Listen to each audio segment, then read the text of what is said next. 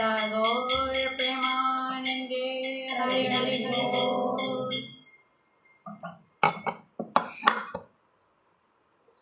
हरे कृष्णा। प्रणाम जी। ओम अज्ञानतिमिरान्धस्य ज्ञानाञ्जनशलाकया चक्षुरुन्मीलितं येन तस्मै श्रीगुरुवे नमः। श्रीचैतन्यमनोभीष्टं स्थापितं येन भूतले स्वयं रूपकदा मह्यं ददाति स्वपदान्तिकं। वन्देऽहं श्रीगुरुं श्रीयुतपदकमलं श्रीगुरुं वैष्णवांश्च श्रीरूपं साग्रजातं सहगणरघुनाथान्वितं तं सजीवं साद्वैतं सावधूतं परिजनसहितं कृष्णचैतन्यदेवं श्रीराधाकृष्णपादान् सहगणललितां श्रीविशाखान्वितांश्च। हे कृष्णा करुणा सिन्धो दीनबन्धो जगत्पते गोपेश गोपिका कान्द राधाकान्द नमोऽस्तुते। तप्तकाञ्चन गौराङ्गी राधे वृन्दावनेश्वरी वृषभानुसुते देवी प्रणमामि हरिप्रिये। वाञ्छाकल्पतरुभ्यश्च कृपा सिन्धुभ्येव च पतितानां पावनेभ्यो वैष्णवेभ्यो नमो नमः। नमो विष्णुपादाय कृष्णप्रेष्ठाय भूतले श्रीमते भक्तिवेदान्तस्वामिनिधि नामिने। नमस्ते सरस्वती देवे गौरवाणी प्रचारिणे निर्विशेषा शून्यवादी पाश्चात्यदेशतारिणी। जय श्री कृष्ण चैतन्य प्रभु नित्यानंद श्री अद्वैत गदाधर श्रीवासादि गौरभक्तवृन्द। हरे कृष्ण कृष्ण कृष्ण हरे हरे हरे राम राम राम हरे हरे। गुरुवे चन्द्रगौराय राधिकाय तदालय कृष्णाय कृष्णभक्ताय हरिभक्ताय नमो नमः। हरि ओम तत्सत्। हरे कृष्ण। അപ്പോൾ ഞാൻ ഒരിക്കൽ കൂടി പറയാണ്, എല്ലാ മാതാജിമാർക്കും പ്രഭുക്കന്മാർക്കും പ്രണാമം. പിന്നെ എല്ലാവരുടെയും കാലിൽ പ്രണാമം അർപ്പിക്കുന്നു.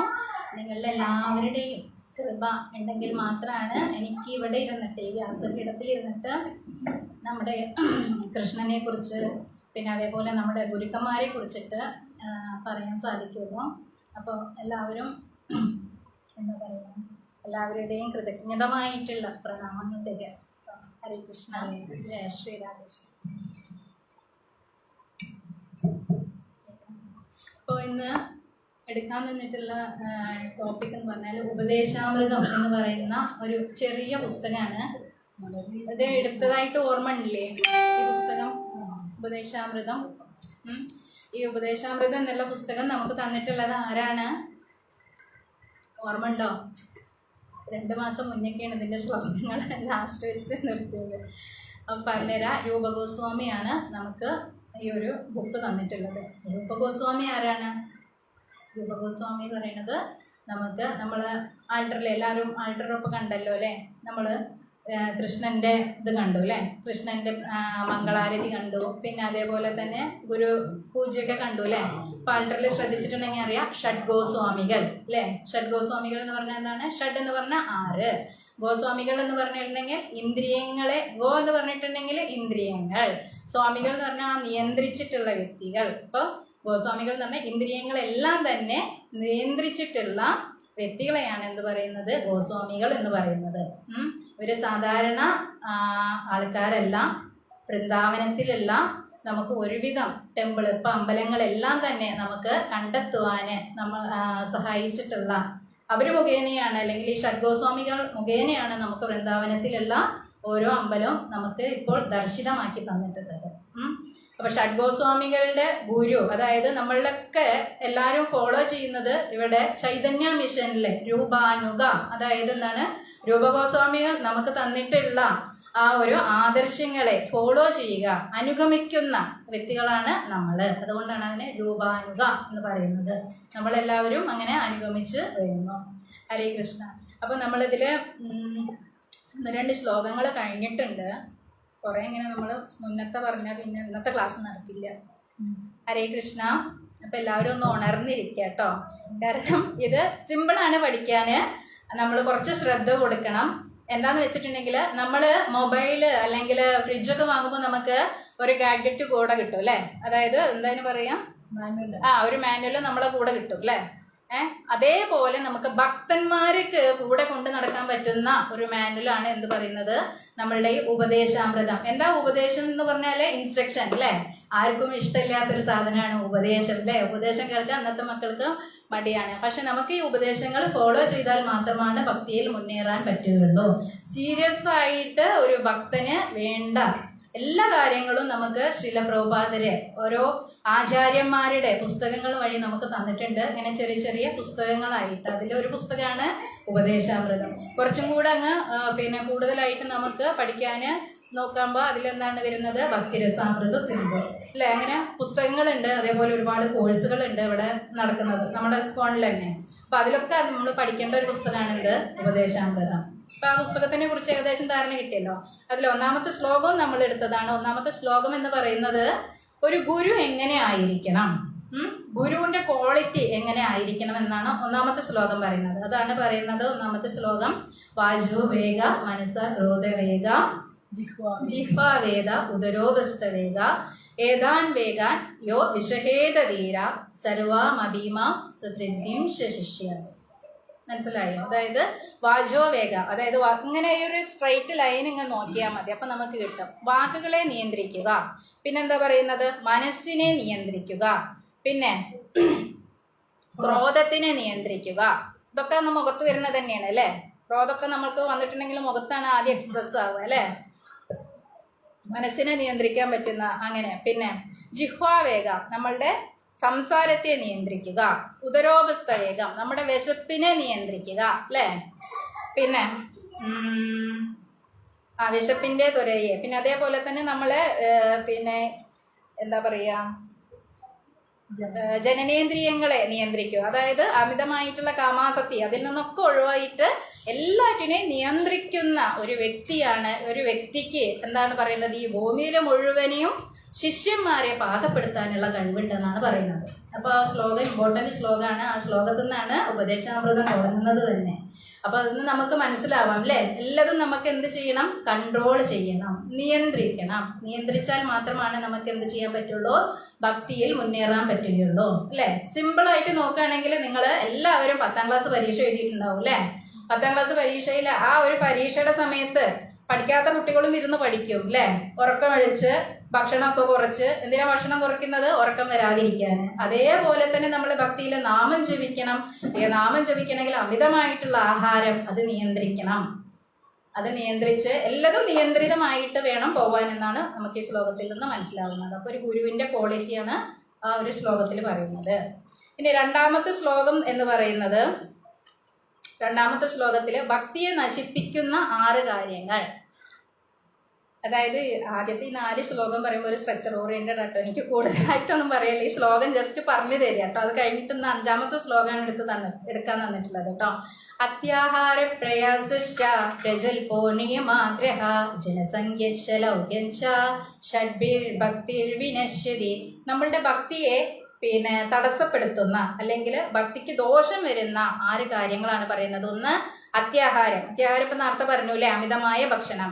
പ്രയാസശ്ച, എന്താ പ്രയാസശ്ച പറഞ്ഞാൽ അമിതമായിട്ട് അധ്വാനം. നമുക്ക് വേണ്ടത് മാത്രം ചെയ്താൽ മതി, അത് കൂടാണ്ട് എല്ലാം പിടിച്ചടക്കിയിട്ട് നമുക്ക് ജീവിക്കാന്ന് പറഞ്ഞാൽ ബുദ്ധിമുട്ടാണ്. അങ്ങനെ പിടിച്ചടക്കാൻ നിൽക്കുമ്പോൾ നമ്മുടെ മനസ്സൊക്കെ എങ്ങോട്ട് പോകും, പല പല ദിശകളിലേക്ക് പോകും. അപ്പോൾ ആവശ്യത്തിന് മാത്രം നമ്മൾ ശേഖരിക്കുക, അതിനുവേണ്ടി മാത്രം പ്രയത്നിക്കുക. ബാക്കിയുള്ളത് എന്തിന് ചെലവഴിക്കണം, നമ്മളുടെ ഗ്രന്ഥങ്ങൾ ഏതൊക്കെ വരുന്നത്. ഇപ്പൊ ഈ ഗ്രന്ഥം ഒരു ഇതാണ് അല്ലെ, ഉപദേശാമൃതം എന്ന് പറയുന്നത് എന്താ പറയുക, ഡയമണ്ട് പോലെയുള്ള ഒരു സോഴ്സാണ്.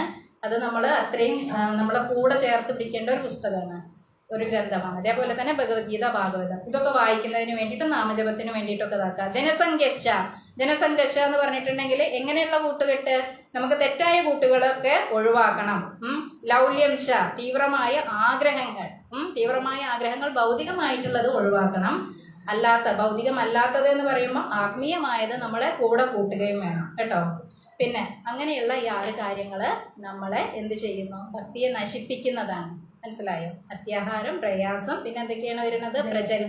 പ്രജൽപ്പ ഞാൻ പറഞ്ഞില്ലേ അല്ലെ? പ്രജൽപ്പ പറയുമ്പോൾ നമ്മളുടെ വായ പിന്നെ എന്താണ് പ്രജൽപ്പ ഉപയോഗിക്കാറില്ല, എന്താ പറയാ, കുറ്റം പറയുക, അങ്ങനെ മറ്റുള്ളവരെ പറ്റിയിട്ട് കുറ്റം പറയുക, അങ്ങനെയുള്ള കാര്യങ്ങളൊക്കെ ഒഴിവാക്കുക.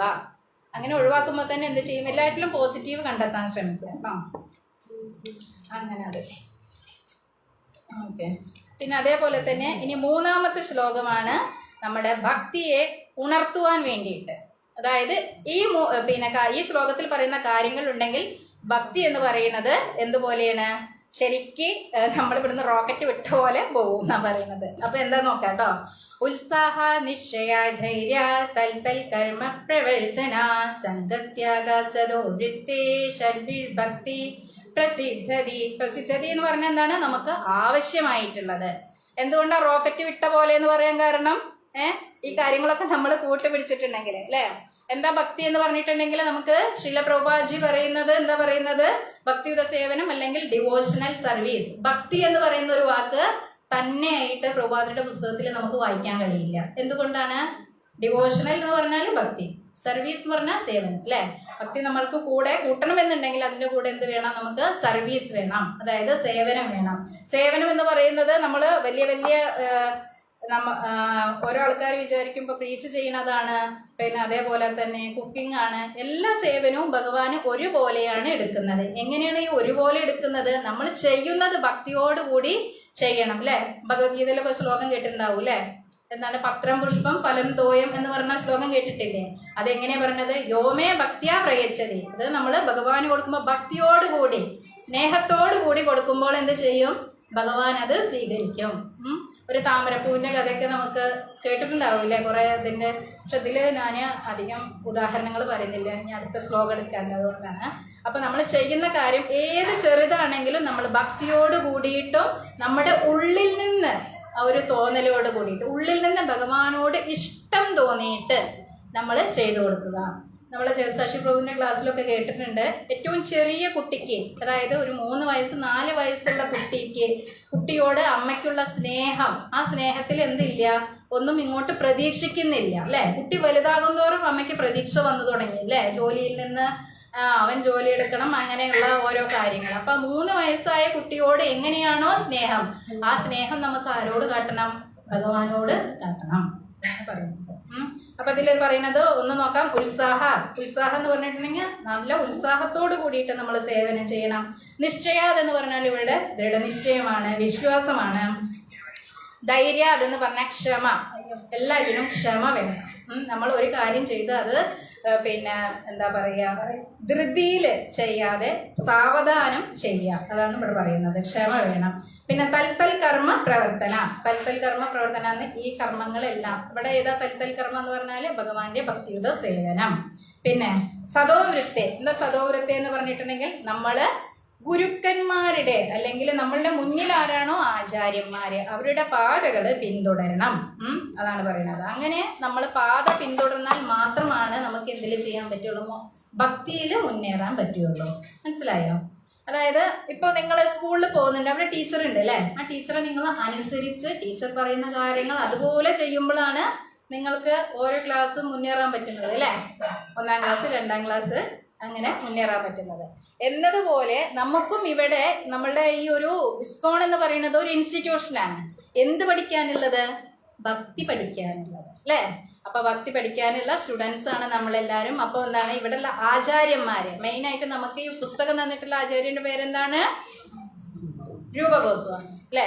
രൂപഗോസ്വാമിയെ നമുക്ക് തന്നിട്ടുണ്ടെങ്കിലും ഇതിന്റെ വിവർത്തനവും അതിന്റെ കാര്യങ്ങളൊക്കെ ചെയ്തു തന്നിട്ടുള്ളത് ആരാണ്? നമ്മളുടെ ഇസ്കോണിന്റെ ഫൗണ്ടർ ആചാര്യ എന്ന് പറയുന്ന ശ്രീല പ്രഭുപാദ്. അപ്പൊ അവര് പറയുന്ന അല്ലെങ്കിൽ ആ ആചാര്യന്മാര് പറയുന്ന നിർദ്ദേശങ്ങൾ നമ്മൾ അതേപടി അനുസരിച്ച് കഴിഞ്ഞാൽ നമുക്ക് എന്തിലേക്ക് ഭക്തിയിൽ മുന്നേറാൻ പറ്റും. എങ്ങനെ മുന്നേറാൻ പറ്റും? നമുക്ക് റോക്കറ്റ് വിട്ട പോലെ നമുക്ക് ഭക്തിയിൽ മുന്നേറാൻ പറ്റും. നമുക്ക് വൈകുണ്ഠത്തിലും ഗോലോകറുണ്ട്. പക്ഷെ എന്ത് ചെയ്യണം? അവിടെ ഒരു പോയിന്റ് നമ്മൾ ശ്രദ്ധിക്കണം. അവർ പറയുന്ന അതേപോലെ, അതിൽ നോ ഡൈലൂഷൻ, നമ്മൾ ഒന്നും കൂട്ടിക്കലർത്താൻ പാടില്ല കേട്ടോ.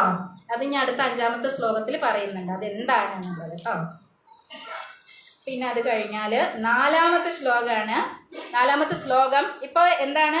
ഒരു ഗുരു എന്താണെന്ന് മനസ്സിലായി അല്ലേ? ഗുരു എന്താണ് പറയുന്നത്? വാചോവേഗ ഒരു ഗുരുവിന്റെ ക്വാളിറ്റി പറഞ്ഞു. ഈ ഗുരുവിന്റെ അടുത്ത് വരുന്ന ശിഷ്യന്മാർ എങ്ങനെയൊക്കെയാണ്, ആ ശിഷ്യന്മാർ ഏത് രീതിയിലൂടെ പോവണം എന്ന് നമുക്ക് രൂപഗോസ്വാമി പറഞ്ഞു തരികയാണ് അല്ലേ? നമ്മളെല്ലാവരും ഇവിടെ പഠിച്ചു. ഇനിയിപ്പോ ഇവിടെ ലോകഭാവനി മാതാജി ഉണ്ട്, അങ്ങനെ ഓരോരോ മാതാജിയും പ്രഭൂസൊക്കെ ഉണ്ട്. ഇവരൊക്കെ നാളെ എന്താവും നമുക്കറിയില്ല. നമ്മൾ പക്ഷെ എല്ലാവർക്കും എന്ത് കൊടുക്കണം? കൃഷ്ണപ്രേമം പ്രദാനം കൊടുക്കണം. എന്താണ് പ്രദാനം എന്ന് പറഞ്ഞാൽ കൊടുക്കുക. അതായത് കൃഷ്ണപ്രേമം എല്ലാവർക്കും കൊടുക്കണം. അതാണ് നമുക്ക് ആര് തന്നിട്ടുള്ളത്? ചൈതന്യ മഹാപ്രഭു തന്നിട്ടുണ്ട്. നമ്മളുടെ ഡ്യൂട്ടി എന്താണ്? മഹാപ്രഭു പറഞ്ഞിട്ടുള്ളത് അതേപോലെ നമ്മൾ അനുസരിക്കുക എന്നുള്ളതാണ് അല്ലേ? അർജുനന് കൃഷ്ണന്റെ അടുത്തുനിന്ന് ആ വചനങ്ങളൊക്കെ കേട്ട് അതേപോലെ അനുസരിച്ചു അല്ലേ? ഭഗവാന് വേണ്ടിയിട്ട് ഭഗവാൻ എന്താ പറഞ്ഞത്? എനിക്ക് വേണ്ടി യുദ്ധം ചെയ്യൂ എന്നുള്ള കാര്യം പറഞ്ഞു അല്ലേ? നമ്മളും അതേപോലെ തന്നെ എന്താ പറയുന്നത്? മഹാപ്രഭു പറഞ്ഞിട്ടുണ്ടെങ്കിൽ ചൈതന്യ മഹാപ്രഭു അദ്ദേഹം പറഞ്ഞിട്ടുള്ളത് ഓരോ മുക്കിലും മൂലയിലും ഹരിനാമ കീർത്തനം എന്ത് കേൾക്കണം? ഉയർന്ന് കേൾക്കണം. അപ്പൊ നമ്മളൊക്കെ അതിന് എന്ത് ചെയ്യണം? അത് ആ ഒരു മിഷന്റെ പാതയിലായിരിക്കുമ്പോൾ നമ്മൾ അവരെ അനുഗമിക്കണം. അനുഗമിക്കണം എന്ന് പറഞ്ഞിട്ടുണ്ടെങ്കിൽ എന്താണ്? പിന്തുടരണം. അവരുടെ വചനങ്ങൾ അതുപോലെ സ്വീകരിച്ച് നമ്മൾ പ്രവർത്തിക്കണം അല്ലെ? നമ്മൾക്ക് ഒരു പിന്നെന്താ പറയാ ഗോൾഡ്, അതായത് നല്ലൊരു ഡയമണ്ട് കിട്ടി അല്ലേ? ഈ ഡയമണ്ട് നമുക്ക് കിട്ടി എങ്ങനെയുള്ള ഡയമണ്ടാണ്? അത് നല്ല പോളിഷ് ചെയ്തിട്ട് നമുക്ക് നേരിട്ട് തന്നിരിക്കുകയാണ് അല്ലേ? നേരിട്ടിട്ട് ഗോലോക വൃന്ദാവനത്തില് നമ്മള്, അതായത് അവിടെയുള്ള പിന്നെ അപ്സരസുകൾ ഗോലോക വൃന്ദാവനത്തിൽ ആരൊക്കെയാണോ ഉള്ളത്? ഗോലോകേര പ്രേമദാനെ ഹരിനാമ കീർത്തന. ആ ഹരിനാമ കീർത്തനം നമുക്ക് നേരിട്ടിട്ട് ആര് തന്നിരിക്കുകയാണ്? മഹാപ്രഭു തന്നിരിക്കുകയാണ്. അപ്പോ ആ പിന്നെന്താ പറയാ ഹരിനാമ കീർത്തനത്തിന്റെ ആ ഒരു എന്താ പറയാ ആ പോളിഷും ഒന്നും വിടാതെ നമ്മൾ അത് ആർക്ക് കൈമാറണം? ഇവിടെ വരുന്ന ഓരോ ജീവാത്മാക്കൾക്കും കൈമാറണം. അങ്ങനെയാണ് നമ്മൾക്ക് കിട്ടിയിട്ടുള്ള ആ സമ്മാനം ബാക്കിയുള്ള ആൾക്കാർക്ക് കൂടി കൊടുത്താല് അവരും എന്ത് ചെയ്യും? ഹാപ്പി ആവും. അപ്പോ ഈ ശ്ലോകം 4 നോക്കാം. ദദാതി പ്രതിഗൃഹ്ണാതി. എന്താ ദദാതി പ്രതിഗൃഹ്ണാതി പറഞ്ഞാൽ നമ്മളുടെ ഒരു സത്സംഗത്തിൽ ഇവിടെ വരുന്ന കാര്യം തന്നെ നോക്കിയാൽ മതി. ദദാതി പ്രതിഗൃഹ്ണാതി, നമ്മൾ കൊടുക്കുക, പിന്നെ അതേപോലെ തന്നെ നമ്മൾ മേടിക്കുക. പിന്നെന്താണ്? ഭുങ്ക്തേ ഭോജയതേ ചൈവ. എന്താ ഭുങ്ക്തേ ഭോജയതേ ചൈവ എന്ന് പറഞ്ഞാൽ? ഭുങ്ക്തേ എന്ന് പറഞ്ഞാല് നമ്മൾ ഭക്ഷണം കഴിക്കുക, അതേപോലെ നമ്മൾ മറ്റുള്ളവർക്കും ഊട്ടുക. നമ്മൾ കഴിക്കുക, അതേപോലെ ബാക്കിയുള്ളവർക്കും സർവീസ് ചെയ്യുക, കൊടുക്കുക. പിന്നെ ഗുഹ്യമാക്കാതി പൃച്ഛതി. ഗുഹ്യമാക്കാതി പൃച്ഛതി പറഞ്ഞിട്ടുണ്ടെങ്കിൽ നമുക്ക് പല പല ഡിസ്റ്റർബൻസും കാര്യങ്ങളും നല്ല കാര്യങ്ങളും ഉണ്ടായിരിക്കും. പിന്നെ അതേപോലെ നിങ്ങളെ മനസ്സിൽ അലട്ടുന്ന പല കാര്യങ്ങളുണ്ടായിരിക്കും അല്ലേ? ഇതൊക്കെ ഒരാളോട് പറഞ്ഞു കഴിഞ്ഞാൽ എന്ത് കിട്ടും? നിങ്ങൾക്ക് സൊല്യൂഷൻ കിട്ടും അല്ലേ? നമ്മളുടെ ഹരേ കൃഷ്ണ പ്രസ്ഥാനത്തിൽ ആകെ ഒരു സൊല്യൂഷനേ ഉള്ളൂ. എന്താണ് ആ സൊല്യൂഷൻ? നാമസങ്കീർത്തനം അല്ലെ? ഹരേ കൃഷ്ണ ജപിക്കുക. എല്ലാറ്റിനുള്ള സൊല്യൂഷൻ ആര് കണ്ടെത്തും? ഭഗവാൻ കണ്ടെത്തും. പക്ഷെ ഭഗവാൻ എന്താ നമുക്ക് ഒരു ഉദ്ദേശമുള്ളൂ? ഭഗവാൻ എന്താ ഉദ്ദേശമാണുള്ളത്? നമ്മളെ ഇവിടുന്ന് നമ്മളെന്താണ് നമ്മൾ ശരിക്കും ക്രിസ്റ്റൽ ക്ലിയർ ആയിട്ടുള്ള ഒരു ഭഗവാന്റെ കൂടെയുള്ള വ്യക്തികൾ തന്നെ ആയിരുന്നു. പക്ഷെ അവിടുന്ന് നമ്മൾ എന്തോ ഒരു തെറ്റ് ചെയ്തപ്പോൾ നമ്മളിവിടെ പതിഞ്ഞു പോയി. ക്രിസ്റ്റൽ ക്ലിയർ ആയിട്ടുള്ള വെള്ളമാണ്, അത് നമ്മളിവിടെ പതിഞ്ഞു പോയി, ഈ ഭൂമിയിലേക്ക് പതിച്ചു പോയി. അപ്പൊ ആ വെള്ളം ഭൂമിയിലേക്ക് വീഴുമ്പോൾ ചളിയുള്ള സ്ഥലത്താണ് വീണെന്നുണ്ടെങ്കിൽ എന്ത് ചെയ്യും? അത് ചളിയുമായി കലരും അല്ലേ? അങ്ങനെ നമുക്ക് കിട്ടിയിട്ടുള്ള ഒരു പേരുണ്ട്. അങ്ങനെ വീണപ്പോൾ നമുക്ക് കിട്ടിയ പേരാണ് ഇത് ബദ്ധ ആത്മാവ്. എന്താ ബദ്ധ എന്ന് പറഞ്ഞിട്ടുണ്ടെങ്കിൽ കുടുങ്ങിക്കിടക്കുക, ബന്ധിച്ച് കിടക്കുക. എന്തിനാ നമ്മൾ ബന്ധിച്ചിട്ടുള്ളത്? നമ്മൾ ഈ 3 ഗുണത്തില് ബന്ധിച്ച് കിടന്നിട്ടുണ്ട് അല്ലെ? ഏതൊക്കെയാ? സത്വം, രജസ്, തമസ് അല്ലെ? അതൊന്ന് വിട്ടുപോകാൻ വേണ്ടിയിട്ടാണ് നമ്മൾ എന്ത് ചെയ്യുന്നത്? ഹരിനാമ സങ്കീർത്തനം ചെയ്യുന്നത്. അപ്പൊ നമ്മൾക്ക് ഇവിടെ ഈ ശ്ലോകം 4 പറയുന്നത് ഭക്തന്മാരുടെ ഇടയിലുള്ള 6 പ്രീതി ലക്ഷണങ്ങൾ. അതായത് ഭക്തന്മാരുടെ കൂടെ നിന്നിട്ടുണ്ടെങ്കിൽ മാത്രമാണ് നമുക്ക് ഭക്തി മുന്നോട്ട് കൊണ്ടുപോകാൻ പറ്റുകയുള്ളൂ അല്ലെ? സംഘത്യാഗ സദോവൃത്തെ പറഞ്ഞോ? ഓക്കെ. അതായത് നമ്മളുടെ സംഘത്തില് കഴിഞ്ഞ ശ്ലോകത്തിൽ പറഞ്ഞിട്ടുണ്ടായിരുന്നു സംഘത്തിനെ കുറിച്ചിട്ടും പിന്നെ സദോവൃത്തി എന്ന് പറഞ്ഞിട്ടുണ്ടെങ്കിൽ ആരെ അനുഗമിക്കുക? ഗുരുവിനെ അനുഗമിക്കുക എന്നുള്ളത്. അപ്പൊ ഈ സംഘത്തിൽ നിൽക്കുമ്പോൾ മാത്രമാണ് നമുക്ക് എന്ത് കിട്ടുള്ളൂ? ആ സംഘത്തിന്റെ ഗുണങ്ങൾ ഉണ്ടാവുകയുള്ളൂ. ഇവിടെ ചർച്ച ചെയ്യുന്ന പ്രധാന ഗ്രന്ഥങ്ങൾ ഏതൊക്കെയാണ്? ഭഗവത്ഗീതയും ഭാഗവതവും അല്ലെ? ആ ഭഗവത്ഗീത ഭാഗവതം ആരെ കുറിച്ചിട്ടുള്ളതാണ്? ഒന്ന് കൃഷ്ണനെ കുറിച്ചിട്ട് ശാസ്ത്രീയമായി മനസ്സിലാക്കുന്നത് ഭഗവത്ഗീതയും, ഭാഗവതം എന്താണ് പറയുന്നത്? കൃഷ്ണനും ഭക്തന്മാരും തമ്മിലുള്ള ലീലകളെ കുറിച്ച് പറയുന്നു അല്ലെ? ഇത് രണ്ടും കേൾക്കുമ്പോൾ നമുക്ക് എന്താ പറയുന്നത്? ആനന്ദാംബുതി വർദ്ധനാണ് അല്ലെ? അതായത് നമുക്ക് ആനന്ദം വർദ്ധിച്ചുകൊണ്ടേ ഇരിക്കുക. അത് നമുക്ക് വേറെ എവിടെ സ്ഥലങ്ങളിൽ പോയേ കിട്ടുമോ? ഇല്ല. അപ്പൊ അതുകൊണ്ടാണ് ഈ സംഘത്തിന്റെ കാര്യം പറയുന്നത്. അപ്പൊ ഈ സംഘത്തിൽ എന്തൊക്കെയാ നടക്കുന്നത്? ഒന്ന് ദദാതി പ്രതിഗ്രഹണാതി ഗുഹ്യമാക്കിയാതി പൃച്ഛതി ഭുങ്ക്തേ ഭോജയതേ ചൈവ ഷഡ്വിധം പ്രീതി ലക്ഷണം. ഇതാണ് ഒരു ഭക്തന് ഉണ്ടായിരിക്കേണ്ടത്. അപ്പൊ നമ്മള് എന്തൊക്കെ പഠിച്ചത്? ഒന്ന് ഗുരുവിന്റെ ക്വാളിറ്റി പഠിച്ചു. അതായത് ക്വാളിറ്റി പറഞ്ഞിട്ടുണ്ടെങ്കിൽ ആ 6 ഗുണങ്ങളുള്ള ഒരാളാണ് ഗുരു എന്ന് പറയുന്നത്. ഗുരുവിന്റെ അടുത്ത് ആരൊക്കെ വരിക? ശിഷ്യന്മാര് വരും. എന്നിട്ട് ഗുരുവിന്റെ അടുത്ത് നിന്ന് ഈ ശിക്ഷണം എല്ലാം തന്നെ പഠിച്ചിട്ട് ആ ശിഷ്യന്മാര് വീണ്ടും എന്തായി മാറും? ഗുരുക്കളായി മാറും അല്ലെ? അപ്പോ അതാണ്, അതൊരു പ്രോസസ്, ഒരു സൈക്കിള് പോലെയാണ്. അപ്പൊ അതിനുള്ള ഇത് മെയിൻ ആയിട്ട് നമ്മള് ശാസ്ത്രം കറക്റ്റ് ആയിട്ട് പഠിക്കുക എന്നുള്ളതാണ്. അപ്പോൾ നമ്മൾ ഇതേപോലെ ദദാതി പ്രതിഗ്രഹണാദി ഒക്കെ നമ്മൾ ചെയ്യണം എന്നുണ്ടെങ്കിൽ ഓൾറെഡി നമ്മളൊരു സംഘത്തിൽ പോകും അല്ലെ? ആ സംഘം എങ്ങനെ ആയിരിക്കണം എന്നാണ് എന്തിൽ പറയുന്നത്? 5ാമത്തെ ശ്ലോകത്തിൽ പറയുന്നത്. ഓക്കെ, 5ാമത്തെ ശ്ലോകം 4 ശ്ലോകം വരെയാണ് സാധാരണ പഠിക്കാനുള്ളത് ഉപദേശാമൃതം. 5ാമത്തെ ശ്ലോകം ഇമ്പോർട്ടൻ്റ് ആണ്. 5ാമത്തെ ശ്ലോകത്തിൽ പറയുന്നത് എങ്ങനെയാണ് നമ്മൾ ഒരു വൈഷ്ണവനോട്, വൈഷ്ണവൻ ആരാണ് എന്നുള്ളതൊക്കെ അതിൽ നമുക്ക് ഈ ശ്ലോകത്തിൽ പറഞ്ഞു തരുന്നുണ്ട്. വൈഷ്ണവനോട് അല്ലെങ്കിൽ ഒരു സംഘത്തിൽ ചെന്നിട്ടുണ്ടെങ്കിൽ ആരോട് എന്തൊക്കെ പെരുമാറണം എന്ന് നമ്മൾ പഠിക്കുന്നു. ഇതിന്റെ മുന്നുള്ള ശ്ലോകത്തിൽ എന്താ പറഞ്ഞിട്ടുണ്ടായിരുന്നത്? ദദാതി പ്രതിഗ്രഹണാദി, അതായത് നമ്മളുടെ പ്രേമപരമായിട്ടുള്ള ആശയവിനിമയങ്ങളും നമ്മളുടെ രുചികളും അങ്ങോട്ടും ഇങ്ങോട്ടും എന്ത് ചെയ്യുന്നു? ട്രാൻസ്ഫർ ചെയ്യുന്നു എന്നാണ് എന്തിൽ പറയുന്നത്? കഴിഞ്ഞ ശ്ലോകത്തിൽ പറഞ്ഞിട്ടുണ്ടായിരുന്നത്. അതായത് മാറ്റുന്നു, കൈമാറ്റം ചെയ്യുന്നു. ഇവിടെ വരുമ്പോൾ നമ്മൾ ശ്രദ്ധിച്ചാൽ കഴിഞ്ഞാൽ ഓരോ ആൾക്കാരും ഓരോ സേവ ചെയ്യുന്നു. ഓരോ മാതാജിമാരും പ്രഭൂസും ഓരോരോ സേവ ചെയ്യുന്നു അല്ലെ? എന്തൊക്കെയാണ്? ഒരാൾക്കാർ ഉപ്പേരി കൊണ്ടുവരുന്നു, കൂടെ കൊണ്ടുവരും. അത് കഴിഞ്ഞാൽ അത് വിളമ്പി കൊടുക്കുന്നതും ഒരു സേവയാണ് അല്ലെ? അതാണ് ഇവിടെ ദദാതി പ്രതിഗ്രഹണാദി എന്ന് പറയുന്നത്.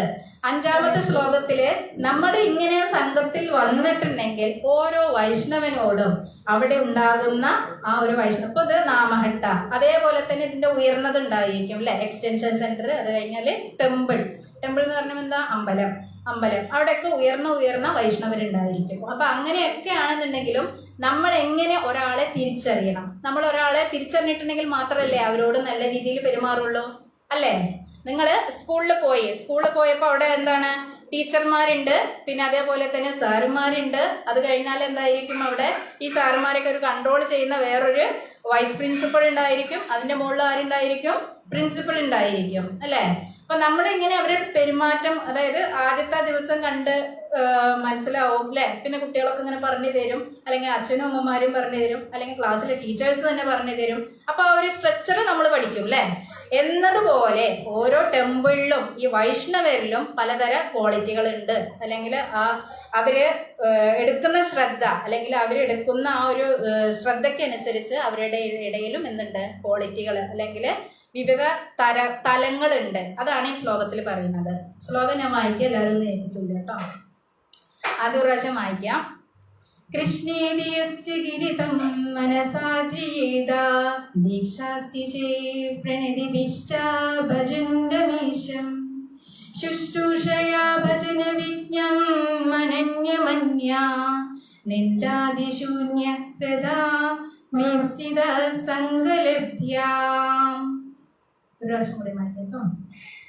കൃഷ്ണേദിയസ്യ ഗിരിതം മനസാധ്രിയേത ദീക്ഷാസ്തി ചേ പ്രണതിഭിഷ്ട ഭജന്തമീശം ശുശ്രൂഷയാ ഭജന വിജ്ഞാ മനന്യമന്യാ നിന്ദാദിശൂന്യാഹ്യം ഈപ്സിത സംഗലബ്ധ്യാം.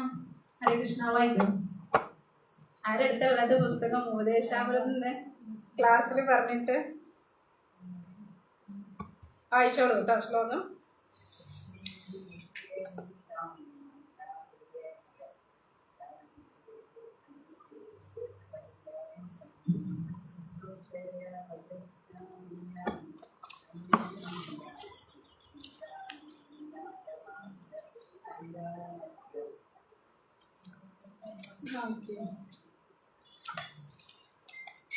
कृष्णेति यस्याधीशं मनसान्विता शास्ति तेजाभ्रान्ति दुष्टभजन्तमीशं शुश्रूषया भजनविदिष्टा मनन्यमन्या धातुशून्याकृतं निश्चिता संगर्गत्या. ഓക്കെ, ഞാനേ ഒരു പ്രാവശ്യം ശ്ലോകം ഇങ്ങനെ വായിച്ചു തരാം. അപ്പൊ എല്ലാരും കൂടെ ഏറ്റു ചൊല്ലിക്കോളും. അപ്പൊ എല്ലാവർക്കും കിട്ടുമല്ലോ കേട്ടോ. കൃഷ്ണേതി യസ്യ ഗിരിതം മനസാദ്രിയേത ദീക്ഷാസ്തി ചേത് പ്രണതിഭിശ്ച ഭജന്തമീശം ശുശ്രൂഷയാ ഭജന വിജ്ഞാ മനന്യമന്യ നിന്ദാദിശൂന്യാകൃതം നിന്ദാദിശൂന്യാകൃതം നിന്ദാദിശൂന്യാകൃതം ഈപ്സിത സംഗലബ്ധ്യ. ഹരേ കൃഷ്ണ. അപ്പൊ ഇതില് നമുക്ക് പദാനുപദം അർത്ഥം നോക്കാം കേട്ടോ. ഹരേ കൃഷ്ണ. അപ്പൊ ഇതിൽ പറയുന്നത് യസ്യ ഗിരി എന്ന് പറഞ്ഞാല് യാതൊരുവിന്റെ വാക്യൽ അഥവാ ഭക്ഷണത്തിൽ ഭാഷണത്തിൽ കേട്ടോ. യസ്യ ഗിരി എന്ന് പറഞ്ഞിട്ടുണ്ടെങ്കിൽ എന്താ പറയുന്നത്? യാതൊരുവന്റെ ഭാഷണത്തിൽ, അതായത് വാക്കുകളിൽ. കൃഷ്ണ ഇതി എന്ന് പറഞ്ഞിട്ടുണ്ടെങ്കിൽ കൃഷ്ണ എന്ന നാമം ഉണ്ടോ. തം എന്ന് പറഞ്ഞാൽ അവനെ, മനസ്സുകൊണ്ട്, ആദ്രിയേത ആദരിക്കണം. പിന്നെ യസ്യ എന്ന് പറഞ്ഞിട്ടുണ്ടെങ്കിൽ യാതൊരുവന്, ദീക്ഷ വിധിപ്രകാരമുള്ള ദീക്ഷ, അസ്തി ചേത് എന്ന് പറഞ്ഞാൽ ഉണ്ട് എങ്കിൽ, ഈശം ഭജന്തം ഭഗവാനെ ഭജിച്ചുകൊണ്ടിരിക്കുന്നവനായ, പ്രണതിഭിഷ്ട നമസ്കാരങ്ങൾ കൊണ്ട്, ആദ്രിയതേ ആദരിക്കണം, അനന്യം മറ്റൊന്നിലേക്കും വ്യതിചലിക്കാതെ, ഭജന വിജ്ഞം ഭക്തിയുത സേവനത്തിൽ മുന്നേറിയവനും, അനന്യ നിന്ദാദി അന്യന്മാരെ നിന്ദിക്കുക മുതലായവ, ശൂന്യ ഹൃദയം ദോഷങ്ങളില്ലാത്ത ഹൃദയത്തോടു കൂടിയവനുമായ ഭഗവത് ഭക്തനെ, ഈപ്സിത അഭിലഷണീയമായ സംഘം, സംഘലബ്ധ്യ ലഭിക്കുകയാൽ, ശുശ്രൂഷയ പ്രായോഗികമായി സേവനം ചെയ്തുകൊണ്ട്, ആദ്രിയതേ ആദരിക്കണം. പരിഭാഷ, അതിന്റെ വിവർത്തനം എന്താണെന്ന് നോക്കാം കേട്ടോ. വിവർത്തനം ദിവ്യപൂജ്യശ്രീ ശ്രീമതി എസ് ഭക്തിവേദാന്ത സ്വാമി ശ്രീല പ്രഭുപാദ് കി ജയ ശ്രീല പ്രഭുപാദ്. ഭഗവാൻ കൃഷ്ണന്റെ പുണ്യനാമം കീർത്തനം ചെയ്യുന്ന ഭക്തനെ മനസ്സുകൊണ്ട് ബഹുമാനിക്കേണ്ടതാണ്. ഗുരുവിൽ നിന്ന് ദീക്ഷ സമ്പാദിച്ച് ഭഗവാനെ ഭജിച്ചുകൊണ്ടിരിക്കുന്ന ഭക്തനെ വിനയപൂർവ്വം വന്ദിച്ച് ആദരിക്കണം. മനസ്സിനെ മറ്റൊന്നിലേക്കും വ്യതിചലിപ്പിക്കാതെ ഭക്തിമാർഗത്തിൽ മുന്നേറിയവനും, മറ്റുള്ളവരെ നിന്ദിക്കുക മുതലായ പ്രവണതകൾ തീരെ ഇല്ലാത്ത ഹൃദയത്തോട് കൂടിയവനുമായ ശുദ്ധഭക്തന്മാരെ ശ്രദ്ധാപൂർവം സേവിക്കുകയും അവരുമായി കൂടിക്കഴിയുകയും വേണം. ഹരേ കൃഷ്ണ. അതിന്റെ ഭാവാർത്ഥം വായിക്കാൻ പറ്റുമോ? ഒരു പാരഗ്രാഫ് വായിച്ചാൽ മതി.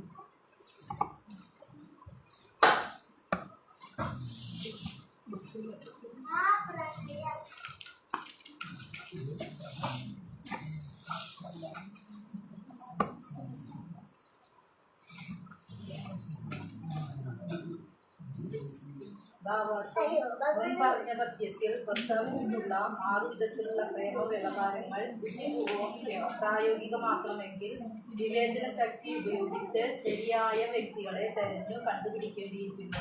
ആകയാൽ വൈഷ്ണവന്മാരെ അവരുടെ യോഗ്യതയ്ക്കനുസരിച്ച് സമുചിതമായ രീതിയിൽ വേണം സമീപിക്കുവാൻ എന്ന് ശ്രീരൂപ ഗോസ്വാമി നമ്മെ ഉപദേശിക്കുകയാണ്. പ്രസ്തുത പദ്യത്തിൽ കനിഷ്ഠാധികാരി, മധ്യമാധികാരി, ഉത്തമാധികാരി എന്നിങ്ങനെ 3 തരത്തിലുള്ള ഭക്തന്മാരോട് നാം എങ്ങനെ പെരുമാറണം എന്ന് അദ്ദേഹം നിർദ്ദേശിച്ചിരിക്കുന്നു.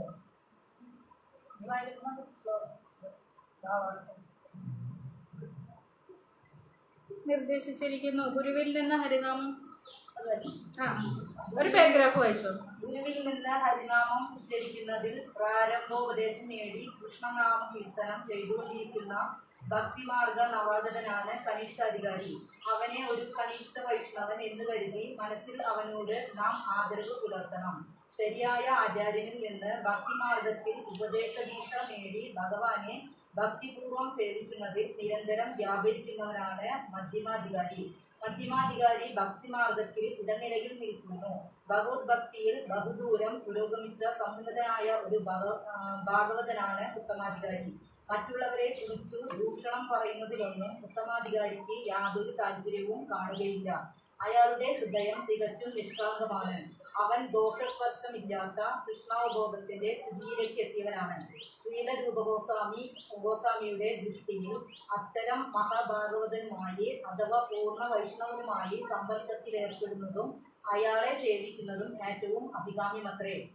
ഭക്തിയുത സേവനത്തിന്റെ അടിത്തട്ടിൽ സ്ഥിതി ചെയ്യുന്നതുകൊണ്ട് ക്ഷേത്രത്തിലുള്ള ദേവവിഗ്രഹത്തെ ഭജിക്കുന്നതിൽ മാത്രം തൽപരനായി വർത്തിക്കുന്ന ഒരു കനിഷ്ഠാധികാരിയുടെ മട്ടിൽ സദാ കഴിയുവാൻ ആരും തുനിയരുത്. ശ്രീമദ് ഭാഗവതത്തിൽ അത്തരം ഭക്തന്മാരെ കുറിച്ച് പറയുന്നത് ഇപ്രകാരമാണ്. ഹരേ കൃഷ്ണ. അപ്പോൾ ഈ ഒരു ശ്ലോകത്തിൽ പറയുന്നത് അതായത് നമ്മളെന്ന് പറയുമ്പോൾ ഭക്തന്മാര് ഒരു സ്ഥലത്ത് ചെല്ലുമ്പോൾ, ഒരു സ്ഥലത്ത് പറയുമ്പോൾ പ്രധാനമായിട്ടും നമുക്ക് ഇവിടെ എന്താ വരുന്നത്, ഒന്നുമില്ലെങ്കിൽ വൺ സെൻറ്റർ അല്ലെങ്കിൽ എന്ത് ചെയ്യും, ടെമ്പിൾ അല്ലേ. ഈ ടെമ്പിളിലൊക്കെ പോകുമ്പോൾ നമ്മൾ പലതരം ആൾക്കാരെ കാണാം അല്ലേ. ചില ആൾക്കാർ വെള്ള ഡ്രസ്സ് ഇട്ടിട്ടുണ്ടാവും, ചില ആൾക്കാർ കാവി ഡ്രസ്സ് ഇട്ടിട്ടുണ്ടായിരിക്കും അല്ലേ, ചില ആൾക്കാർ മഞ്ഞ ഡ്രസ്സ് ഇട്ടിട്ടുണ്ടാവും. അത് നമ്മൾ വൃന്ദാവനത്തിലൊക്കെ പോകുമ്പോഴാണ് അല്ലേ മഞ്ഞ ഡ്രസ്സൊക്കെ ഇട്ടിട്ടുള്ളത്. നമുക്കൊരു എത്തും പിടി ഉണ്ടാവില്ല അല്ലേ, ഇവരൊക്കെ എന്താ അങ്ങനെ ഡ്രസ്സ് ഇട്ടിട്ടുണ്ട്, ഇവിടെ ഡ്രസ് കോഡ് ആണോ അങ്ങനെയൊക്കെ വിചാരിക്കും അല്ലേ. നമ്മളും അവിടെ സേവയ്ക്ക് പോവുകയാണ്, എല്ലാവരും സേവയ്ക്ക് ആഗ്രഹിച്ചിട്ട് അല്ലെ, ഭക്തി കൂടുതൽ കിട്ടാൻ വേണ്ടിയിട്ടാണല്ലോ അങ്ങനെ ഓരോ സ്ഥലങ്ങളിൽ പോകുന്നത് അല്ലേ. അപ്പോൾ അവിടെ നമ്മൾ ചെന്ന് അതേപോലെ ഈ ആൾക്കാരെയൊക്കെ കണ്ട് നമ്മൾ ആൾക്കാരുമായിട്ട് പെരുമാറുമ്പോൾ ചിലപ്പോൾ നമ്മൾ വിചാരിക്കുന്ന തരത്തിലായിരിക്കില്ല അവരുടെ പ്രതികരണങ്ങൾ ഉണ്ടായിരിക്കുക അല്ലേ. അപ്പം നമ്മൾ എന്ത് ചെയ്യും, നമ്മൾ എന്താ ചിന്തിക്കുക, ഓട്ടോമാറ്റിക് ഇവിടെയൊക്കെ ഇങ്ങനെയാണോ എന്നുള്ള ചിന്ത വരും അല്ലേ. അപ്പം നമുക്ക് അങ്ങനെ ഒരു ചിന്ത കുടുങ്ങാതിരിക്കാൻ വേണ്ടിയിട്ട്, നമ്മളുടെ ഭക്തിക്ക് ഒരു കോട്ടവും തട്ടാതിരിക്കാൻ വേണ്ടിയിട്ട് ശ്രീല രൂപഗോസ്വാമി നമുക്ക് ഭക്തിയുടെ ഓരോ സ്റ്റേജിലൂടെയും നമ്മളെ കടത്തിക്കൊണ്ടുപോവുകയാണ്. അപ്പോൾ അതിൽ നമ്മൾ പഠിക്കേണ്ടതാണ്, ഒരമ്പലമായിട്ടുണ്ടെങ്കിൽ അവിടെ നിരവധി ആൾക്കാരുണ്ടായിരിക്കും, അവർ പല പല തലത്തിലുള്ള ആൾക്കാരായിരിക്കും അല്ലേ. പക്ഷെ നമ്മൾക്കത് മനസ്സിലാവണമെന്നുണ്ടെങ്കിൽ എന്ത് ചെയ്യണം, നമ്മൾ കുറച്ചെങ്കിലും എന്ത് ചെയ്യണം, ഹരിനാമ ജപം ചെയ്യണം അല്ലേ. അതിൽ നമുക്ക് ഇതിൽ തന്നെ പറയുന്നുണ്ട് അല്ലേ, ഭഗവത്ഗീതയിൽ പറയുന്നത് തേഷാം സതതയുക്താനാം ഭജതാം പ്രീതി പൂർവകം. പിന്നെന്താ പറയുന്നത്, അങ്ങനെ ഭജതാം പ്രീതി പൂർവകമാകുമ്പോൾ എന്താ പറയുന്നത്, അവർക്ക് ദദാമി ബുദ്ധിയോഗം തം ഏനമാം ഉപയാമിതേ, അവർക്ക് ബുദ്ധി കൊടുക്കും അല്ലേ. അപ്പൊ നമ്മൾക്ക് അങ്ങനെ ആ ഒരു ബുദ്ധി തരണം എന്നുണ്ടെങ്കിൽ, പിന്നെ നമ്മൾ ഭഗവാനെ കുറ്റം പറഞ്ഞിട്ട് കാര്യമുണ്ടോ, ഞാൻ അവിടെ ചെന്ന് ഓരോന്ന് പറഞ്ഞു പക്ഷെ മോശമായി പോയി, അല്ലെങ്കിൽ അവരെന്നോട് ഇങ്ങനെ പെരുമാറി, അങ്ങനെ ഒന്നും നമ്മൾ ചിന്തിക്കരുത്. അതിനുള്ള നമുക്കുള്ള ക്യാപ്സ്യൂൾ മോഡലായിട്ടുള്ള പുസ്തകവും നമുക്ക് ആര് തന്നിട്ടുണ്ട്, പ്രഭുപാദർ തന്നെ നമുക്ക് തന്നിട്ടുണ്ട്. നമ്മളതും അതിലൂടെയൊക്കെ നമ്മൾ ചെറുതായിട്ട് വായിച്ച് അങ്ങനെ പോകുക, അല്ലെങ്കിൽ ഇങ്ങനെ ക്ലാസ്സുകളൊക്കെ കേൾക്കുമ്പോൾ നമുക്ക് മനസ്സിലാവും. അപ്പോൾ അത് മെയിനായിട്ട് എന്താ പറയുന്നത്, നമ്മൾ എവിടെയും കുടുങ്ങാതിരിക്കാൻ കഴിഞ്ഞ ശ്ലോകത്തിൽ പറഞ്ഞ കാര്യങ്ങൾ അല്ലേ. എന്താ കഴിഞ്ഞ ശ്ലോകത്തിൽ പറഞ്ഞിട്ടുണ്ടായിരുന്നത്, ദദാമി പ്രതിഗൃഹണാദി ഗുഹ്യമാക്യാദി പൃച്ഛതി ഭുക്തേ ഭോജയതേ ചൈവ ഷഡ്വിധം പ്രീതി ലക്ഷണം അല്ലെ. എന്താ ദദാമി പ്രതിഗൃഹണാദി, കൊടുക്കുക വാങ്ങുക, പിന്നെ ദദാതി പ്രതിഗൃഹണാദി ഗുഹ്യമാക്യാദി പൃച്ഛതി ഭുക്തേ ഭോജയതേ ചൈവ. ഗുഹ്യമാക്യാദി പറഞ്ഞാൽ എന്താണ്, നമുക്ക് പല പല കാര്യങ്ങൾ ഉണ്ടായിരിക്കും, ആ കാര്യങ്ങൾ നമ്മൾ ആരോട് ഷെയർ ചെയ്യണം, എല്ലാവരോടും നമുക്ക് പറയാൻ പറ്റുമോ, ഇല്ല. നമ്മൾ ഒരാള് എങ്ങനെയാണ് എന്നൊക്കെ മനസ്സിലാക്കിയതിന് ശേഷമല്ലേ നമ്മളുടെ പേഴ്സണൽ ആയിട്ടുള്ള കാര്യങ്ങൾ പറയുള്ളൂ അല്ലേ. എല്ലാ കാര്യവും അങ്ങനെ തന്നെയല്ലേ വരുന്നത്. നമ്മളോട് കൂടുതൽ അടുപ്പമുള്ള ആൾക്കാരോട് നമ്മൾ പറയും, പക്ഷെ ആ കൂടുതൽ അടുപ്പമുള്ള ആള് എങ്ങനെയാവണം അതാണ് ഈ ശ്ലോകത്തിൽ പറയുന്നത്. പിന്നെ നമ്മൾ ആരെ ഫോളോ ചെയ്യണം അതും ഈ ശ്ലോകത്തിൽ പറയുന്നുണ്ട്. അപ്പൊ എന്തൊക്കെയാ പറയുന്നത്, നമ്മൾ ആരോട് അടുക്കണം, ഏത് സംഘത്തിൽ നമ്മൾ ചേരണം, പിന്നെന്താ പറയുന്നത്, നമ്മൾ ആരൊക്കെ ബഹുമാനിക്കണം, അതൊക്കെയാണ് ഇതിൽ പറയുന്നത്, ഈ ശ്ലോകത്തിൽ പറയുന്നത്. ബഹുമാനിക്കേണ്ട തലം നോക്കുകയാണെന്നുണ്ടെങ്കിൽ അത് 3 തലത്തിൽ നമ്മൾ വൈഷ്ണവരെ മനസ്സിലാക്കണം. എന്നാൽ മാത്രമാണ് നമുക്ക് എന്ത് കൊടുക്കാൻ പറ്റുള്ളൂ, ബഹുമാനം കൊടുക്കാൻ പറ്റുള്ളൂ, റെസ്പെക്റ്റ് കൊടുക്കാൻ പറ്റുള്ളൂ. അപ്പൊ നമുക്ക് ഈ ശ്ലോകത്തിലൂടെ പോകുമ്പോൾ പറഞ്ഞു അല്ലെ, നമുക്ക് ബുദ്ധി കിട്ടണമെന്നുണ്ടെങ്കിൽ നമ്മളൊക്കെ എന്താ ചെയ്യേണ്ടത്? ഹരേ കൃഷ്ണ കൃഷ്ണ കൃഷ്ണ ഹരേ ഹരേ, ഹരേ രാമ രാമ രാമ ഹരേ ഹരേ. അത് നമ്മള് മിനിമം ഹരേകൃഷ്ണ ടെമ്പിള് പോകുമ്പോൾ അവിടെ കേട്ടിട്ടെങ്കിലും നമ്മളുടെ വായിൽ നിന്ന് കൃഷ്ണ എന്നുള്ളൊരു വാക്ക് വരും അല്ലെ. അപ്പൊ ഇതില് നമ്മള് ഇതിന്റെ ഭാവാർത്ഥത്തില് പല രീതിയിലൂടെ ഇങ്ങനെ പോവാണ്. ആദ്യം കനിഷ്ഠാധികാരിയെ കുറിച്ച് പറയും, പിന്നെ മധ്യമാധികാരിയെ കുറിച്ച് പറയും, പിന്നെ വീണ്ടും പ്രഭുപാദരെ നമ്മുടെ മനസ്സിൽ തന്നെ ഒന്നും കൂടി ഉറപ്പിക്കാൻ വേണ്ടിയിട്ട് പറഞ്ഞ കാര്യം തന്നെ വീണ്ടും പറയും. എന്തിനാ പറഞ്ഞ കാര്യം തന്നെ വീണ്ടും പറയുന്നത്? അതിനത്രയും ഇമ്പോർട്ടന്റ് ഉണ്ട്. മനസ്സിലായോ? അപ്പൊ കൃഷ്ണ എന്നുള്ള നാമം ഒരു പ്രാവശ്യം ഉച്ചരിച്ചു കഴിഞ്ഞാല് ആ വ്യക്തി മറ്റ് ബദ്ധാത്മാവ്, അതായത് സാധാരണ ജീവാത്മാക്കൾ ഉണ്ടല്ലോ, അവരെക്കാട്ടിലും ശ്രേഷ്ഠത കൂടിയ വ്യക്തിയായിട്ട് കണക്കാക്കാൻ പറ്റും. എന്താണ്? കൃഷ്ണ എന്നുള്ള നാമം ഉച്ചരിച്ചു കഴിഞ്ഞാല്. എന്താ കൃഷ്ണ എന്നുള്ള നാമം ഉച്ചരിച്ചു കഴിഞ്ഞാൽ എന്ന് പറഞ്ഞാൽ ഓൾ അട്രാക്ഷൻ എന്ന് അറിയാലേ. പിന്നെ അത് എന്താണ്? സുപ്രീം ലോർഡിന്റെ, അതായത് പരമദിവ്യോത്തമ പുരുഷന്റെ നാമമാണ്. ആ ഒരു നാമം ഉച്ചരിച്ചതോട് കൂടിയിട്ട് ഭഗവാനെ അവരുടെ പേര് ഭഗവാന്റെ ലിസ്റ്റില് രജിസ്റ്റർ ചെയ്തു. എവിടേക്കുള്ള ലിസ്റ്റാണ്? ഗോലോകത്തിലേക്കുള്ള ലിസ്റ്റാണ് അല്ലെ. ആ ഗോലോകത്തിലുള്ള ലിസ്റ്റില് രജിസ്റ്റർ ചെയ്തു. പക്ഷെ അത് പെട്ടെന്ന് തന്നെ കിട്ടുമോ എന്നുള്ളത് അറിയില്ല. അതായത് പെട്ടെന്ന് ഗോലോകത്തേക്ക് പോകാൻ പറ്റുമോ എന്നുള്ളത് അറിയില്ല. അപ്പൊ എന്താണ്? കൃഷ്ണ എന്നുള്ള ഉച്ചരിച്ചു അല്ലെ. ഇനി ബാക്കി അയാളുടെ ഈ കർമ്മങ്ങളൊക്കെ ഇങ്ങനെ കുറഞ്ഞതിന് ശേഷം അയാൾക്ക് എവിടേക്കുള്ള ടിക്കറ്റ് കിട്ടിയിട്ടുണ്ട്, ടിക്കറ്റ് റെഡി ആയിട്ടുണ്ട്, പക്ഷെ പോവാൻ പറ്റിയിട്ടില്ല. അതാണ് കൃഷ്ണ എന്നുള്ള വാക്ക് ഉച്ചരിച്ചു കഴിഞ്ഞാലുള്ള ഗുണം. അപ്പൊ നമ്മളെല്ലാവരും ഒരു പ്രാവശ്യം ഹരേ കൃഷ്ണ എന്ന് കൃഷ്ണ കൃഷ്ണ ഹരേ ഹരേ, ഹരേ രാമ രാമ രാമ ഹരേ ഹരേ അങ്ങനെ ഉച്ചരിച്ചു കഴിഞ്ഞാല് ആ വ്യക്തിയെ ആരായിട്ട് കണക്കാക്കണം എന്ന് പറയുന്നത്? വൈഷ്ണവനായി കണക്കാക്കണം. അയാള് നീചകുലത്തിലോ അല്ലെങ്കിൽ താഴ്ന്ന അതിലോ പിന്നെന്താ പറയാ പട്ടിയെ തിന്നാ അതൊന്നും കണക്കാക്കില്ല. അയാള് ഹരേ കൃഷ്ണ ചൊല്ലിക്കഴിഞ്ഞാൽ എന്താണ്? അയാളെ വൈഷ്ണവനായി കണക്കാക്കുമെന്ന് ആര് പറഞ്ഞിട്ടുണ്ട്? മഹാപ്രഭു നമുക്ക് പറഞ്ഞു തന്നിട്ടുണ്ട്. അപ്പോ നമ്മള് ഇപ്പൊ അയാള് വൈഷ്ണവനായി എന്ന് വിചാരിച്ചിട്ട് നമ്മള് അയാൾക്കും എന്ത് കൊടുക്കണം? റെസ്പെക്ട് കൊടുക്കണം അല്ലെ. റെസ്പെക്ട് പറഞ്ഞാൽ ആദരവ് നമ്മൾ കൊടുക്കണം. അങ്ങനെയുള്ള ആൾക്കാർക്ക് നമ്മൾ മനസ്സിൽ അവരെ ബഹുമാനിക്കണം. അവരതെങ്കിലും ചൊല്ലിയല്ലോ, കൃഷ്ണ എന്നുള്ള നാമം ചൊല്ലിയല്ലോ. പിന്നെ അതേപോലെ അവര് ചൊല്ലിയത് ഹരേ കൃഷ്ണ എന്നുള്ളത് മുഴുവനായി ചൊല്ലിയല്ലോ. അപ്പൊ അവർക്ക് നമ്മൾ ബഹുമാനം കൊടുക്കണം. അവരെ നമ്മൾ എന്ത് ചെയ്യരുത്? തരം താഴ്ത്തി കാണരുത്. നമ്മൾ അങ്ങോട്ട് റെസ്പെക്ട് കൊടുക്കുമ്പോൾ മാത്രമാണ് നമുക്ക് തിരിച്ച് ഇങ്ങോട്ട് റെസ്പെക്ട് കിട്ടുക. അത് നേരിട്ടിട്ട് ആയിരിക്കില്ല നമുക്ക് ആ ഒരു റെസ്പെക്ട് തിരിച്ചു കിട്ടുക. നമുക്ക് ഗുരുവിന്റെ മേഴ്സി കിട്ടും. ഗുരു എന്താണ് പറഞ്ഞിട്ടുള്ളത്? എന്റെ നാമം പ്രചരിപ്പിക്കൂ, നിങ്ങൾക്ക് എന്റെ മേഴ്സി അതിലൂടെ വരും. മനസ്സിലായോ? നമ്മൾ ഒന്നും നോക്കാതെ നിമിത്തം മാത്രം ഭവസൗഖ്യ സാജിൻ എന്ന് പറഞ്ഞ പോലെ നമ്മളൊരു നിമിത്തം, ഒരു ഉപകരണം മാത്രമാണ്. നമുക്ക് തരുന്ന ജ്ഞാനം ആരിലൂടെയാണ്? ഗുരുവിലൂടെയാണ് നമുക്ക് ജ്ഞാനം കിട്ടുന്നത്. അതിനടുത്ത് നമുക്ക് പ്രഭുപാദർ പറഞ്ഞു തരുന്നു, നമുക്ക് ഇത് കറക്റ്റായിട്ട് മനസ്സിലാക്കുവാന് നമ്മൾക്ക് ഒരു പരമ്പരയിലുള്ള ഗുരു അത്യാവശ്യമാണ് അല്ലേ. ഞാൻ സ്കൂളിന്റെ കാര്യം പറയുന്നില്ല, എന്ത് മേഖല എടുത്തിട്ടുണ്ടെങ്കിലും അവിടെ നമുക്ക് ഗുരുവിനെ കാണാൻ കഴിയും ഇല്ലേ. ഡാൻസ് പഠിക്കുന്നോ ഗുരു വേണം, ഡ്രാമ പഠിക്കണോ ഗുരു വേണം അല്ലേ. അതെന്തുകൊണ്ടാണ്? അതായത് ഗുരുവിന് അതില് അഭിലഷണീയമായിട്ടുള്ള ജ്ഞാനമുണ്ട്. അപ്പൊ ആ ജ്ഞാനം നമ്മളിലേക്ക് പകരണം എന്നുണ്ടെങ്കിൽ അയാൾ അത്രയും ഉന്നത തലത്തിലിരിക്കണം. അതുപോലെ നമ്മൾക്ക് ഭക്തിയുടെ ബീജം നമ്മളിലേക്ക് കിട്ടണമെങ്കിൽ നമ്മൾക്ക് ഒരു ഗുരുവിന് അത്യാവശ്യമാണ്. അതേപോലെ തന്നെ നമുക്ക് ഭക്തിലതാ ബീജം നമ്മളിലേക്ക് പ്രദാനം ചെയ്യണമെങ്കിൽ നമുക്ക് ദീക്ഷ ആവശ്യമാണ്. ദീക്ഷ എന്ന് പറഞ്ഞിട്ടുണ്ടെങ്കിൽ നമ്മളുടെ എല്ലാ കർമ്മങ്ങളും ആര് ഏറ്റെടുക്കും? ഗുരു ഏറ്റെടുത്തിട്ട് നമുക്കൊരു പുനർജന്മം തരികയാണ്. ഇനി നീ തെറ്റായ കാര്യങ്ങളൊന്നും ചെയ്യരുത്, ഇനി ഞാൻ പറയുന്നത് നീ ശരിക്ക് കേൾക്കൂ, ശരിക്ക് അനുസരിക്കൂ. അതാണ് ഗുരു പറഞ്ഞു തരുന്നത്. പക്ഷെ നമ്മൾ ബൈ മിസ്റ്റേക്ക് ചില ആൾക്കാര് ദീക്ഷ എടുത്തു കഴിഞ്ഞാലും ചില തെറ്റുകൾ ഉണ്ടായിരിക്കും. ഓൾറെഡി ഉണ്ടായിരിക്കും തെറ്റ്. കാരണം നമ്മൾ എന്താണ്? ബദ്ധജീവാത്മാക്കളാണ്. നമ്മൾ ഈ 3 ഗുണത്തില് കുടുങ്ങിക്കിടക്കുകയാണ്. ഇപ്പൊ കഴിഞ്ഞ ക്ലാസ്സിൽ മാതാജി പറഞ്ഞ പോലെ നമ്മളെ ശുദ്ധീകരിക്കുന്നതിന്, ഒരു ശുദ്ധീകരണ പ്രോസസ്സിന് വേണ്ടിയിട്ടാണ് നമുക്ക് ഈ ശരീരം തന്നെന്ന് പറഞ്ഞല്ലേ. എല്ലാവരും അത് വേറെ വേർഡ് ക്യാച്ച് ചെയ്തിട്ടുണ്ടാവും. അപ്പൊ ആ ശുദ്ധീകരണ പ്രോസസ്സിന് വേണ്ടിയിട്ട് നമ്മളത് ഉപയോഗിക്കണമെങ്കിൽ നമുക്ക് ആര് വേണം?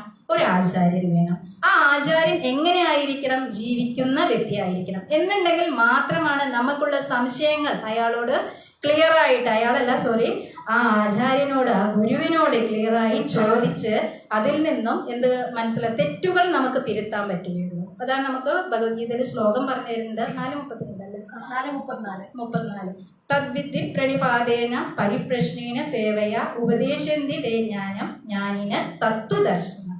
അതായത് നമുക്കുള്ള പിന്നെന്താ പറയാ സംശയങ്ങളൊക്കെ ദൂരീകരിക്കാൻ നമ്മൾ ആ ഒരു ഗുരുവിനെ നമ്മൾ സേവിക്കണം.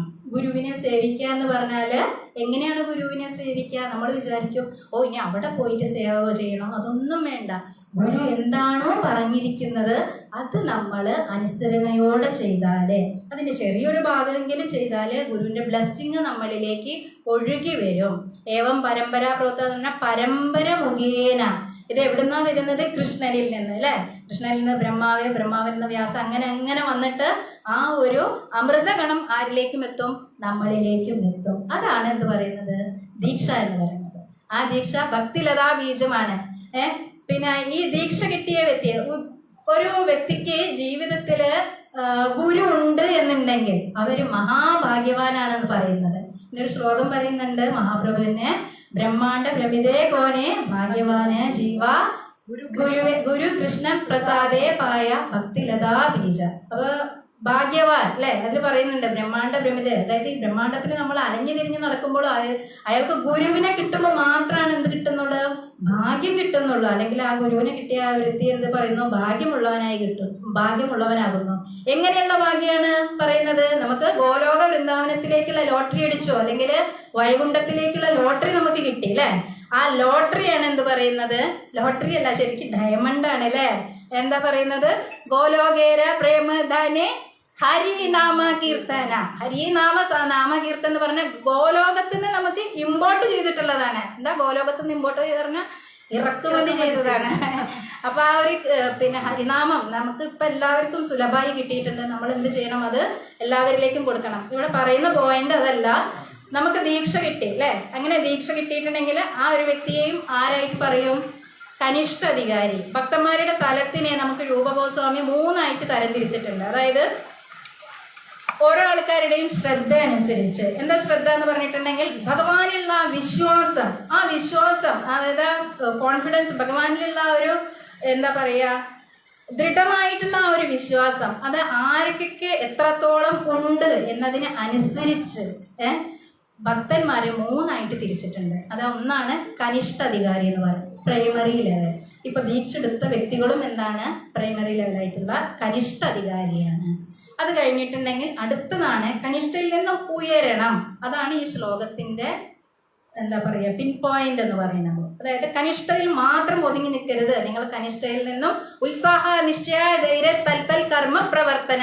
അതേപോലെ എന്താണ്? നമ്മൾ ഉത്സാഹത്തോടു കൂടി, നിശ്ചയത്തോടു കൂടിയിട്ടും ദൃഢവിശ്വാസത്തോടു കൂടിയിട്ടും നിങ്ങൾ തൽത്തൽ കർമ്മ പ്രവർത്തന എന്ന് പറഞ്ഞിട്ടുണ്ടെങ്കിൽ എന്താണ് പറയുന്നത്? നിങ്ങളുടെ സേവനം ദൃഢതയോട് കൂടിയിട്ട് നിങ്ങൾ ചെയ്യും. അതാണ് ഈ ഒരു ശ്ലോകത്തിൽ. അങ്ങനെ ചെയ്യണമെന്നുണ്ടെങ്കിൽ നമ്മൾ ആരൊക്കെ സമീപിക്കണം, ആരൊക്കെ നമ്മൾ കോൺഫിഡൻഷ്യൽ ആയിട്ട് അല്ലെങ്കിൽ പിന്നെന്താ പറയാ പേഴ്സണൽ ആയിട്ട് മനസ്സിലാക്കണം, ആരോടൊക്കെ നമ്മളുടെ കാര്യങ്ങൾ, നേരത്തെ പറഞ്ഞിട്ടുള്ള കാര്യങ്ങൾ ഷെയർ ചെയ്യണം. അതൊക്കെയാണ് ഈ ശ്ലോകത്തിൽ പറയുന്നത്.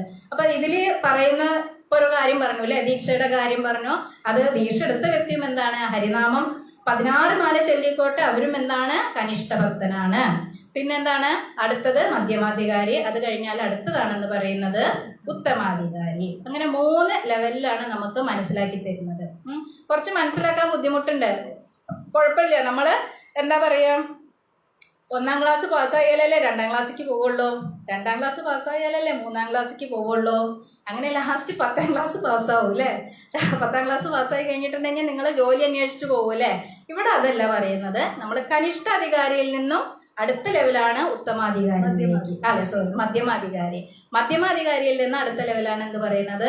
ഉത്തമാധികാരി. ആ ഒരു പ്രോസസ്സ് നമ്മളിലൂടെ നടക്കുന്നുണ്ട്, അറിയാതെ നടക്കുന്നുണ്ട്. അറിയാതെ നടക്കാൻ വേണ്ടിയിട്ട് നമുക്കൊരു ബീജം തന്നു. അതാണ് ഭക്തിലതാ ബീജം എന്ന് പറയുന്നത്. അതിനെ നല്ല വെള്ളമൊഴിച്ച് വളമിട്ടിട്ട് ഒക്കെ വളർത്തണം. ആ വളർത്താൻ വേണ്ടിയിട്ട് നമുക്കൊരു സീക്രട്ട് ഞാൻ പറഞ്ഞു, ഗോലേഖര പ്രേമധനം എന്ന് പറഞ്ഞാൽ എന്താണ് ആ പിന്നെ സൂത്രവാക്യം അല്ലെങ്കിൽ എന്താണ് ആ ഒരു പ്രേമധനം എന്ന് പറയുന്നത്? ഹരേ കൃഷ്ണ കൃഷ്ണ കൃഷ്ണ ഹരേ ഹരേ, ഹരേ രാമ രാമ രാമ ഹരേ ഹരേ. ഈ ഒരു മന്ത്രം നിങ്ങൾ 16 മാല ആയിക്കോട്ടെ ദൃഢവിശ്വാസത്തോടു കൂടി ചെല്ലുക. എങ്ങനെയാണോ ഗുരു പറഞ്ഞിട്ടുള്ളത് അതുപോലെ ചെല്ലുക. ഗുരു എന്താണ് നമുക്ക് പറഞ്ഞു തന്നിട്ടുള്ളത്? പത്മപുരാണത്തിൽ പറയുന്നുണ്ട് 10 അപരാധങ്ങൾ. നമ്മൾ എല്ലാവരും ഒന്ന് വായിച്ചു അല്ലേ? ആ അപരാധങ്ങൾ ഒന്നുമില്ലാതെ നിങ്ങൾ ചെയ്യുകയാണ് എന്നുണ്ടെങ്കിൽ നിങ്ങളുടെ ഭക്തി പുരോഗമിക്കും. ആ 10 അപരാധങ്ങളും ഇല്ലാതെ ചെയ്യുന്ന വ്യക്തിയാണ് എന്ത് പറയുന്നത്? ഉത്തമാധികാരി എന്ന് പറയുന്നത്. അവരുടെ കനിഷ്ഠാധികാരിയിൽ നിന്ന് നേരെ ഉത്തമാധികാരിക്ക് പോണില്ല. അപരാധം പറഞ്ഞപ്പോൾ ഞാൻ പറഞ്ഞതാണ്. കനിഷ്ഠാധികാരി എന്ന് പറഞ്ഞിട്ടുണ്ടെങ്കിൽ ഹരിനാമ കീർത്തനങ്ങൾ എല്ലാം തന്നെ ചെയ്യും. പക്ഷെ അവരെന്ത് ചെയ്യും? വെറും ഭഗവാന്റെ പൂജ. അവരുടെ ചിന്ത എന്താന്ന് വെച്ചിട്ടുണ്ടെങ്കിൽ കനിഷ്ഠാധികാരി എന്ന് പറയുമ്പോൾ ഫസ്റ്റ് പുതുതായിട്ട് വന്നിട്ടുള്ള കുട്ടികളാണ്. സ്കൂളിലേക്ക് അല്ലെങ്കിൽ ഹോസ്പിറ്റൽ എന്തോ ആയിക്കോട്ടെ, നമ്മുടെ ഹോസ്പിറ്റൽ എന്ന് പറഞ്ഞേക്കാട്ടിലേക്ക് കുറച്ചും കൂടി ഇഷ്ടമായിട്ട് തോന്നുന്നത് സ്കൂളിൽ നിന്നാണ്. ആ സ്കൂളിലേക്ക് ഒരു കുട്ടി വന്നു. ആ സ്കൂളിലേക്ക് വന്നിപ്പോൾ എന്ത് ചെയ്തു? അവിടെയുള്ള കാര്യങ്ങളൊക്കെ പഠിച്ചു. പക്ഷെ അവർക്ക് ഏറ്റവും കൂടുതൽ അട്രാക്ഷൻ ആരെയായിരിക്കും? രാധാകൃഷ്ണന്മാരായിരിക്കും അല്ലേ? അവർ രാധാകൃഷ്ണന്മാരുടെ അടുത്ത് നിന്നിട്ട് അവിടെയുള്ള സേവകൾ മാത്രം ചെയ്യും. അവിടെയുള്ള പൂജകളും കാര്യങ്ങളും ഒക്കെ ചെയ്യും. പിന്നെ അവർക്ക് ഒരു ധാരണ ഉണ്ട്, ഞാൻ മാത്രമാണ് വലുത്, ബാക്കിയുള്ളവരൊക്കെ ചെറുതാണ്. എല്ലാവരെയും തരം തിരിച്ച് കാണാൻ തുടങ്ങും. പിന്നെ ആ ഒരു പുതിയ ഭക്തന്മാരുടെ ഒരു ചുറുചുറുപ്പും കാര്യമാണ് പറയുന്നത്. ഞാൻ മാത്രമാണ് വലുത്, ഞാൻ ചെയ്യുന്ന കാര്യമാണ് ശരി. ഇവര് വിചാരിക്കും ഞാൻ കൊടുത്തിട്ടുള്ള പിന്നെ എന്താ പറയാ ഹരിനാമം ചൊല്ലാൻ അവർക്ക് ആർക്കാണോ കൊടുത്തത് അവർക്ക് അർഹത ഉണ്ടായത് ഞാൻ കാരണമാണെന്ന് വിചാരിക്കും. അങ്ങനെ ഞാൻ എന്നുള്ളൊരു ഭാവം കുറച്ചുണ്ടായിരിക്കും ഈ കനിഷ്ഠ അധികാരികൾക്ക്. ഇവർ പൂജാ കാര്യങ്ങളിൽ മാത്രം എൻഗേജ്ഡ് ആയിരിക്കും. പിന്നെ അസൂയാലുക്കളൊക്കെ ഉണ്ടെന്നുണ്ടെങ്കിൽ അവരെ മാറ്റി നിർത്തും.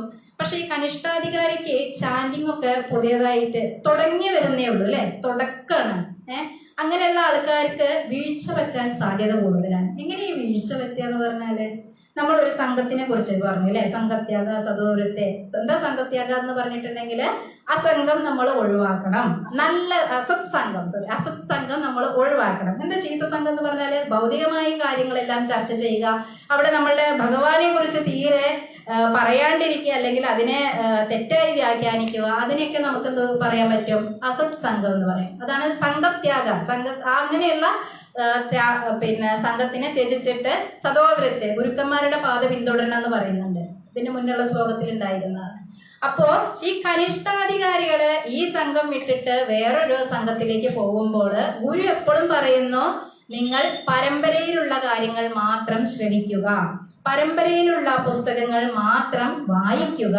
എന്തുകൊണ്ടാണ് അങ്ങനെ പറയുന്നത് വെച്ചാല് എല്ലാ സ്ഥലത്തും ഭഗവാന്റെ കഥകൾ പറയുന്നുണ്ട് അല്ലെ? കൃഷ്ണന്റെ കഥകൾ എല്ലാ സ്ഥലത്തും പറയുന്നുണ്ട്, ഭാഗവതം എല്ലാ സ്ഥലത്തും പറയുന്നുണ്ട് അല്ലെ? ഒരുപാട് സപ്താഹങ്ങളൊക്കെ ഉണ്ട്. പക്ഷെ ഈ സപ്താഹം നടത്തുന്ന വ്യക്തികൾ എന്ന് പറയുന്നത് പിന്നെ നമുക്ക് ഭഗവത്ഗീതയിൽ പറയുന്നുണ്ട് 4 നിയമങ്ങളെ കുറിച്ചിട്ട്. അതിലെന്തൊക്കെയാ പറയുന്നത്? ചൂതാട്ടം, പിന്നെ അതേപോലെ ആദ്യത്തെ എന്താ പറയുന്നത്? പിന്നെ മത്സ്യമാംസങ്ങൾ കഴിക്കുക, ലഹരി പദാർത്ഥങ്ങൾ, ചൂതാട്ടം നടക്കുക, പിന്നെ അതേപോലെ തന്നെ പരസ്ത്രീ പുരുഷ ബന്ധം. ഇതെല്ലാം തന്നെ ഒഴിവാക്കണം എന്നാണ് നമുക്ക് പറഞ്ഞു തന്നിട്ടുള്ളത്. ഒരു വൈഷ്ണവനാണെന്നുണ്ടെങ്കിൽ ഇതെല്ലാം തന്നെ ഒഴിവാക്കിയിട്ട് നമ്മൾ മിനിമം ക്വാളിറ്റേറ്റീവ് റൗണ്ട്, അറ്റംപ്റ്റേറ്റീവ് റൗണ്ട് എന്ന് പറയും. അതായത് നാമം എനിക്ക് കൃത്യമായി ചെല്ലണം എന്നുള്ള വിശ്വാസത്തോടു കൂടി 16 മാല ചെല്ലണം എന്നാണ് എന്തിൽ പറയുന്നത്? നമ്മളുടെ ആചാര്യന്മാര് നമുക്ക് പഠിപ്പിച്ചു തന്നിട്ടുള്ളത്. ഇതൊന്നും ചൊല്ലാത്ത ആൾക്കാരെ എന്ത് ചെയ്യും? ഈ ഭാഗവതവും ഭഗവത്ഗീതയും ഒക്കെ എന്ത് ചെയ്യും? പ്രഭാഷണം ചെയ്യും അല്ലെ? പലതരത്തിലാണ് ഭഗവത്ഗീതയ്ക്ക് അവര് വ്യാഖ്യാനം കൊടുക്കുന്നത്. അപ്പോ അതിലൊന്നും കുടുങ്ങാതെ പ്രത്യേകം പറയുന്നുണ്ട്. പത്മപുരാണത്തിൽ ഒരു ശ്ലോകം തന്നെ അതിൽ പറയുന്നുണ്ട്. അതെന്താന്ന് പറഞ്ഞിട്ടുണ്ടെങ്കിൽ ഒരു മിനിറ്റ് കേട്ടോ. അതായത് നമ്മൾ പാല് എന്ന് പറയുന്നത് എല്ലാവർക്കും ആരോഗ്യത്തിന് നല്ലതാണ്. ആ പാലിൽ ഒരു സർപ്പം കൊത്തിയാൽ എങ്ങനെ ഉണ്ടായിരിക്കും? ആ പാലാകെ എന്ത് ചെയ്യും? മലിനമാവും അല്ലെ? ആ പാല് കുടിക്കുന്ന പോലെ ആയിരിക്കും നമ്മള് ഈ അവൈഷ്ണവനിൽ നിന്നുള്ള ശ്രവണം എന്ന് പറയുന്നത്. എന്താ അവൈഷ്ണവൻ എന്ന് പറഞ്ഞാല് ഇപ്പൊ ഈ പറഞ്ഞ 4 കാര്യങ്ങൾ അവര് ഫോളോ ചെയ്യില്ല. പിന്നെ ഭാഗവതം ഒക്കെ അവര് പ്രഭാഷണം ചെയ്യുന്നതിന് വേണ്ടിയിട്ടായിരിക്കും. പണത്തിന് എന്തെങ്കിലും ഒരു ഇന്റൻഷൻ, എന്തെങ്കിലും ഒരു ഉദ്ദേശത്തോട് കൂടിയിട്ടായിരിക്കും അവര് എന്ത് ചെയ്യുന്നത്, പ്രഭാഷണം ചെയ്യുന്നത്. അപ്പൊ അങ്ങനെയുള്ള ആൾക്കാരിൽ നിന്ന് നമ്മൾ കേട്ടിട്ടുണ്ടെങ്കിൽ ശ്രവിച്ചിട്ടുണ്ടെങ്കിൽ അത് നമ്മളുടെ ഉള്ളിലേക്ക് മലിനം, അതെങ്കിൽ അത് വിഷമാണ് എന്ന് തന്നെയാണ് ആര് പറഞ്ഞു തരുന്നത്, നമുക്ക് മഹാപ്രഭു പറഞ്ഞു തരുന്നത്. പിന്നെ അതേപോലെ തന്നെ എല്ലാവരും ഭഗവാന്റെ, അതായത് ഭാഗവതം പല രീതിയിൽ വ്യാഖ്യാനം ചെയ്യുന്നുണ്ട്. എല്ലാവരും ഭഗവാന് വ്യക്തിരൂപം ഉണ്ട് എന്നുള്ള കാര്യങ്ങളൊന്നും അല്ല പറയുക. അപ്പൊ അതൊക്കെ മായാവാദം. എന്താ മായാവാദം എന്ന് പറഞ്ഞിട്ടുണ്ടെങ്കിൽ ഭഗവാന് പിന്നെ എന്താണ് രൂപമില്ല അങ്ങനെയൊക്കെ പറഞ്ഞു തരും. അങ്ങനെയുള്ള കാര്യങ്ങളൊന്നും നമ്മൾ കേൾക്കരുത്. മഹാപ്രഭു പ്രത്യേകമായിട്ട് പറയുന്നുണ്ട്, മായാവാദി ഭാഷ സുനിലേ ഹയ സർവനാശ എന്ന് പറയുന്നുണ്ട്. അതായത് മായാവാദികളുടെ ഭാഷ നമ്മൾ കേൾക്കുകയാണെന്നുണ്ടെങ്കിൽ അത് നമ്മൾക്ക് സർവനാശം ഉണ്ടാവും എന്നാണ് പറയുന്നത്. സർവനാശ പോയി മായ ഹയ ഗേല പാശ എന്നാണ് പറയുന്നത്. പിന്നെ എന്താ പറയാ, മായാവാദം നമ്മൾ കേൾക്കുന്നതോട് കൂടിയിട്ട് നമ്മുടെ നാശത്തിന്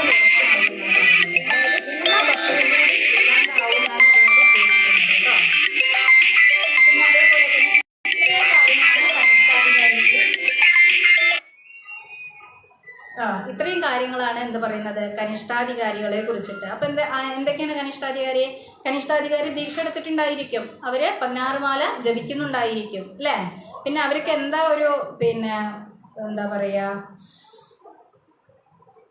ചുരുക്കം, അല്ലെങ്കിൽ പിന്നെ ഡിസ്ക്വാളിഫൈ ഇല്ല, എന്തായാലും പറയാം, ഗുണദോഷം എന്ന് പറയുന്നത് എന്താണ്, അവരെല്ലാവരെയും തരംതിരിവോട് കൂടി കാണും അല്ലെ. എന്താ തരംതിരിവോട് കൂടി കാണാന്ന് പറഞ്ഞിട്ടുണ്ടെങ്കിൽ ഞാൻ ചെയ്തതാണ് ശരി, അല്ലെങ്കിൽ എന്താണ് പറയുക, പിന്നെ ബാക്കിയുള്ള ആൾക്കാരെയൊക്കെ തരംതിരിച്ച് കാണും.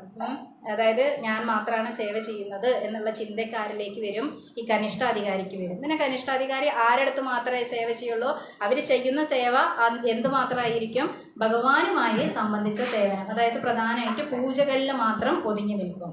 അപ്പൊ നമുക്ക് ഇതില് കനിഷ്ഠാധികാരി ആരാണ് എന്ന് നമുക്ക് ഭാഗവതത്തില് പറഞ്ഞു തരുന്ന ഒരു ശ്ലോകമുണ്ട്. അതാണ് പറയുന്നത്, അർച്ചയാമേവ ഹരയെ പൂജാമ്യ ശ്രദ്ധ ഏഹദേ ന തൽ ഭക്തേഷു ചാന്യേഷു സഭക്ത പ്രാകൃതസ്മൃത.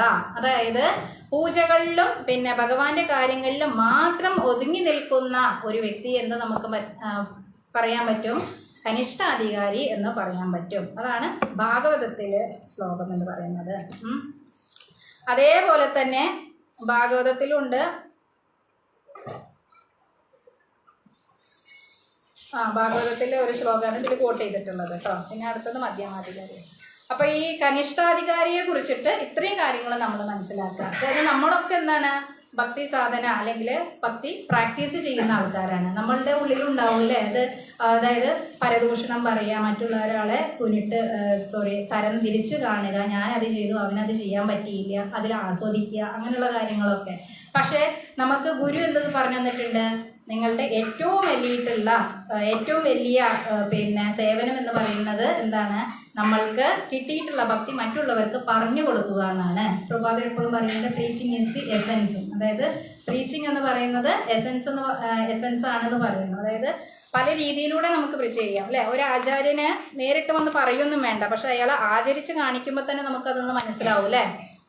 അതാണ് അതിന്റെ എസൻസ് എന്നുള്ളത്. അപ്പൊ അങ്ങനെയുള്ള കാര്യങ്ങളൊക്കെ ശ്രദ്ധിക്കുക. പിന്നെ മധ്യമാധികാരി എന്ന് പറഞ്ഞിട്ടുണ്ടെങ്കിൽ എന്താണ്, കനിഷ്ഠാധികാരിയെക്കാട്ടിലും കുറച്ചുകൂടി ജ്ഞാനം കൂടിയിട്ടുള്ള ആൾക്കാരായിരിക്കും ഇവർക്ക്.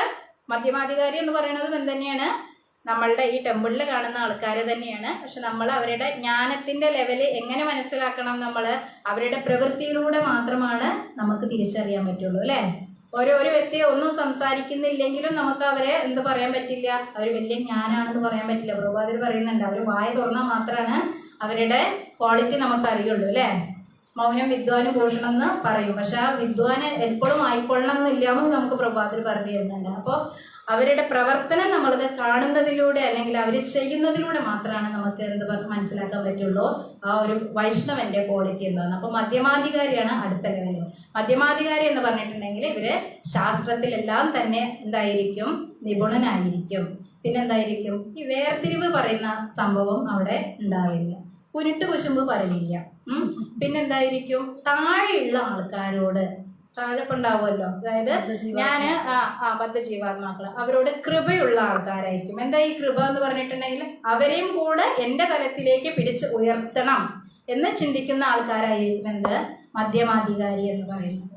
പിന്നെ ഈ ശ്ലോകത്തിൽ ഭാവാർത്ഥത്തിൽ ഒരു കാര്യം കൂടെ പറയുന്നുണ്ട്. ഈ കനിഷ്ഠാധികാരി വന്നതിന്റെ ആ ഒരു ഉഷാറോട് കൂടിയിട്ട് ചില സമയത്ത് ഉത്തമാധികാരിയുടെ പോലും ലെവലിൽ അവര് ചിന്തിക്കും. എങ്ങനെയാന്ന് വെച്ചിട്ടുണ്ടെങ്കിൽ സദാ എങ്ങനെ കൃഷ്ണന്റെ പ്രവർത്തനം ചെയ്യണം, എങ്ങനെ നമുക്ക് പിന്നെ ഇസ്കോണിലായിക്കോട്ടെ സത്സംഗം എങ്ങനെ നടത്തണം, എങ്ങനെ രഥയാത്ര നടത്തണം, എങ്ങനെ നമുക്ക് പിന്നെ ദാമോദരാരതി ചെയ്യണം, അതിനെ കുറിച്ചിട്ടൊക്കെ എപ്പോഴും ചിന്തിച്ചുകൊണ്ടിരിക്കുക. ഒരു മിനിറ്റ് അണുവിട ഇല്ലാണ്ട് ഇങ്ങനെ ചിന്തിച്ചുകൊണ്ടിരിക്കുക. അപ്പോഴും അവരെന്താണ് ആ ഒരു ഉത്തമാധികാരിയുടെ സ്റ്റേജിൽ എത്തുമെങ്കിലും അവരാരായിട്ട് കണക്കാക്കരുത്, ഉത്തമാധികാരി ആയി കണക്കാക്കരുത്. പക്ഷെ എന്താണ് അവരുടെ ആ ഒരു കനിഷ്ഠാധികാരി നമ്മൾ എന്ത് ചെയ്യണം, താഴ്ന്ന് കാണാൻ പാടില്ല. അല്ല, ഇവര് എപ്പോഴും ചിന്തിച്ചുകൊണ്ടിരിക്കുക. വന്ന ഒരു എനർജി ഉണ്ടാവുമല്ലോ അല്ലെ. നമ്മൾ ആദ്യം സ്കൂളിലൊക്കെ പോകുമ്പോൾ നല്ല രസമാവില്ലേ പഠിക്കാന്. ഒരു പിന്നെ ഒരു 6 മാസം വരെ നല്ല എനർജറ്റിക് ഉണ്ടാവും. പക്ഷെ ആ എനർജി ബാക്കിയുള്ളവർക്കും കൂടി എന്ത് ചെയ്യും, സ്പ്രെഡ് ചെയ്ത് കൊടുക്കും. അപ്പൊ അവരെയും നമ്മൾ എന്ത് ചെയ്യാൻ പറ്റില്ല, താഴ്ന്ന് കാണാൻ പാടില്ല. ഈ കനിഷ്ഠാധികാരി തന്നെയാണ് ആരുമായി മാറുന്നത്, ഉത്തമാധികാരി അല്ലെ. ഉത്തമാധികാരിയിലെ ഈ 2 ആൾക്കാരും വരുന്നുണ്ട്. അപ്പൊ അതാണ് കനിഷ്ഠാധികാരി. ഇനി മധ്യമാധികാരി ഇപ്പൊ പറഞ്ഞു എന്താണ്, ശാസ്ത്രത്തിൽ നിപുണനായിരിക്കും. അയാൾ എന്താണ്, താഴെയുള്ള ആൾക്കാരോട് കൃപ കാണിക്കും. പിന്നെന്തായിരിക്കും, ഇദ്ദേഹത്തില് ഭഗവാന് ദൃഢവിശ്വാസമായിരിക്കും. ദൃഢവിശ്വാസം എന്ന് പറഞ്ഞിട്ടുണ്ടെങ്കിൽ എന്താണ്, മാംചയോ അവ്യഭിചാരേണ എന്ന് പറഞ്ഞ ഒരു ശ്ലോകല്ലേ. ഏത് പരിതസ്ഥിതിയിലും ഭഗവാന്റെ കാര്യങ്ങൾ ചെയ്യാൻ ഉത്സുകനായിരിക്കും. പക്ഷെ ഈ മധ്യമാധികാരിയിലും ഉയർച്ച വരാന് ഇനിയും ഉണ്ട് എന്നും നമുക്ക് പ്രഭുപാദര് പറഞ്ഞു തരുന്നു. മധ്യമാധികാരി അവിടെ ഒരു ഫുൾ സ്റ്റോപ്പ് അല്ല. മധ്യമാധികാരിയിൽ നിന്ന് അവരെന്തിലേക്ക് പോകണം, സന്യാസത്തിലേക്ക് പോയിട്ട് ഉത്തമാധികാരി എന്നുള്ള ആ ഒരു നിലയിലേക്ക് അല്ലെ, ശരീരമാസകലം എവിടെ നോക്കിയാലും രാധാകൃഷ്ണ എന്നുള്ള ആ ഒരു ലെവലിലേക്ക് അവര് ഇനിയും എത്താന് എന്തുണ്ട്, സമയമുണ്ട് എന്ന് നമുക്ക് പറഞ്ഞു തരുന്നു. അതാണ് എന്ത് പറയുന്നത്, മധ്യമാധികാരി എന്ന് പറയുന്നത്. പിന്നെ ഇതില് പറയുന്നുണ്ട് ഒരു മധ്യമാധികാരിയെ അല്ലെങ്കിൽ മധ്യമാധികാരി ആവാന് എന്താണ് ചെയ്യേണ്ടത് എന്നുള്ളത്. അത് ഉത്തമാധികാരിയും കൂടെ പറഞ്ഞിട്ട് നമുക്ക് പറഞ്ഞുതരാം കേട്ടോ. നിരീശ്വരവാദികളെ അവഗണിക്കും. നിരീശ്വരവാദികളെ അങ്ങനെ ഭക്തിയില്ലാത്തവരെയൊക്കെ കട്ട് ചെയ്യും മധ്യമാധികാരി. അതെ അതെ, ഒന്നുകൂടെ പറയാൻ.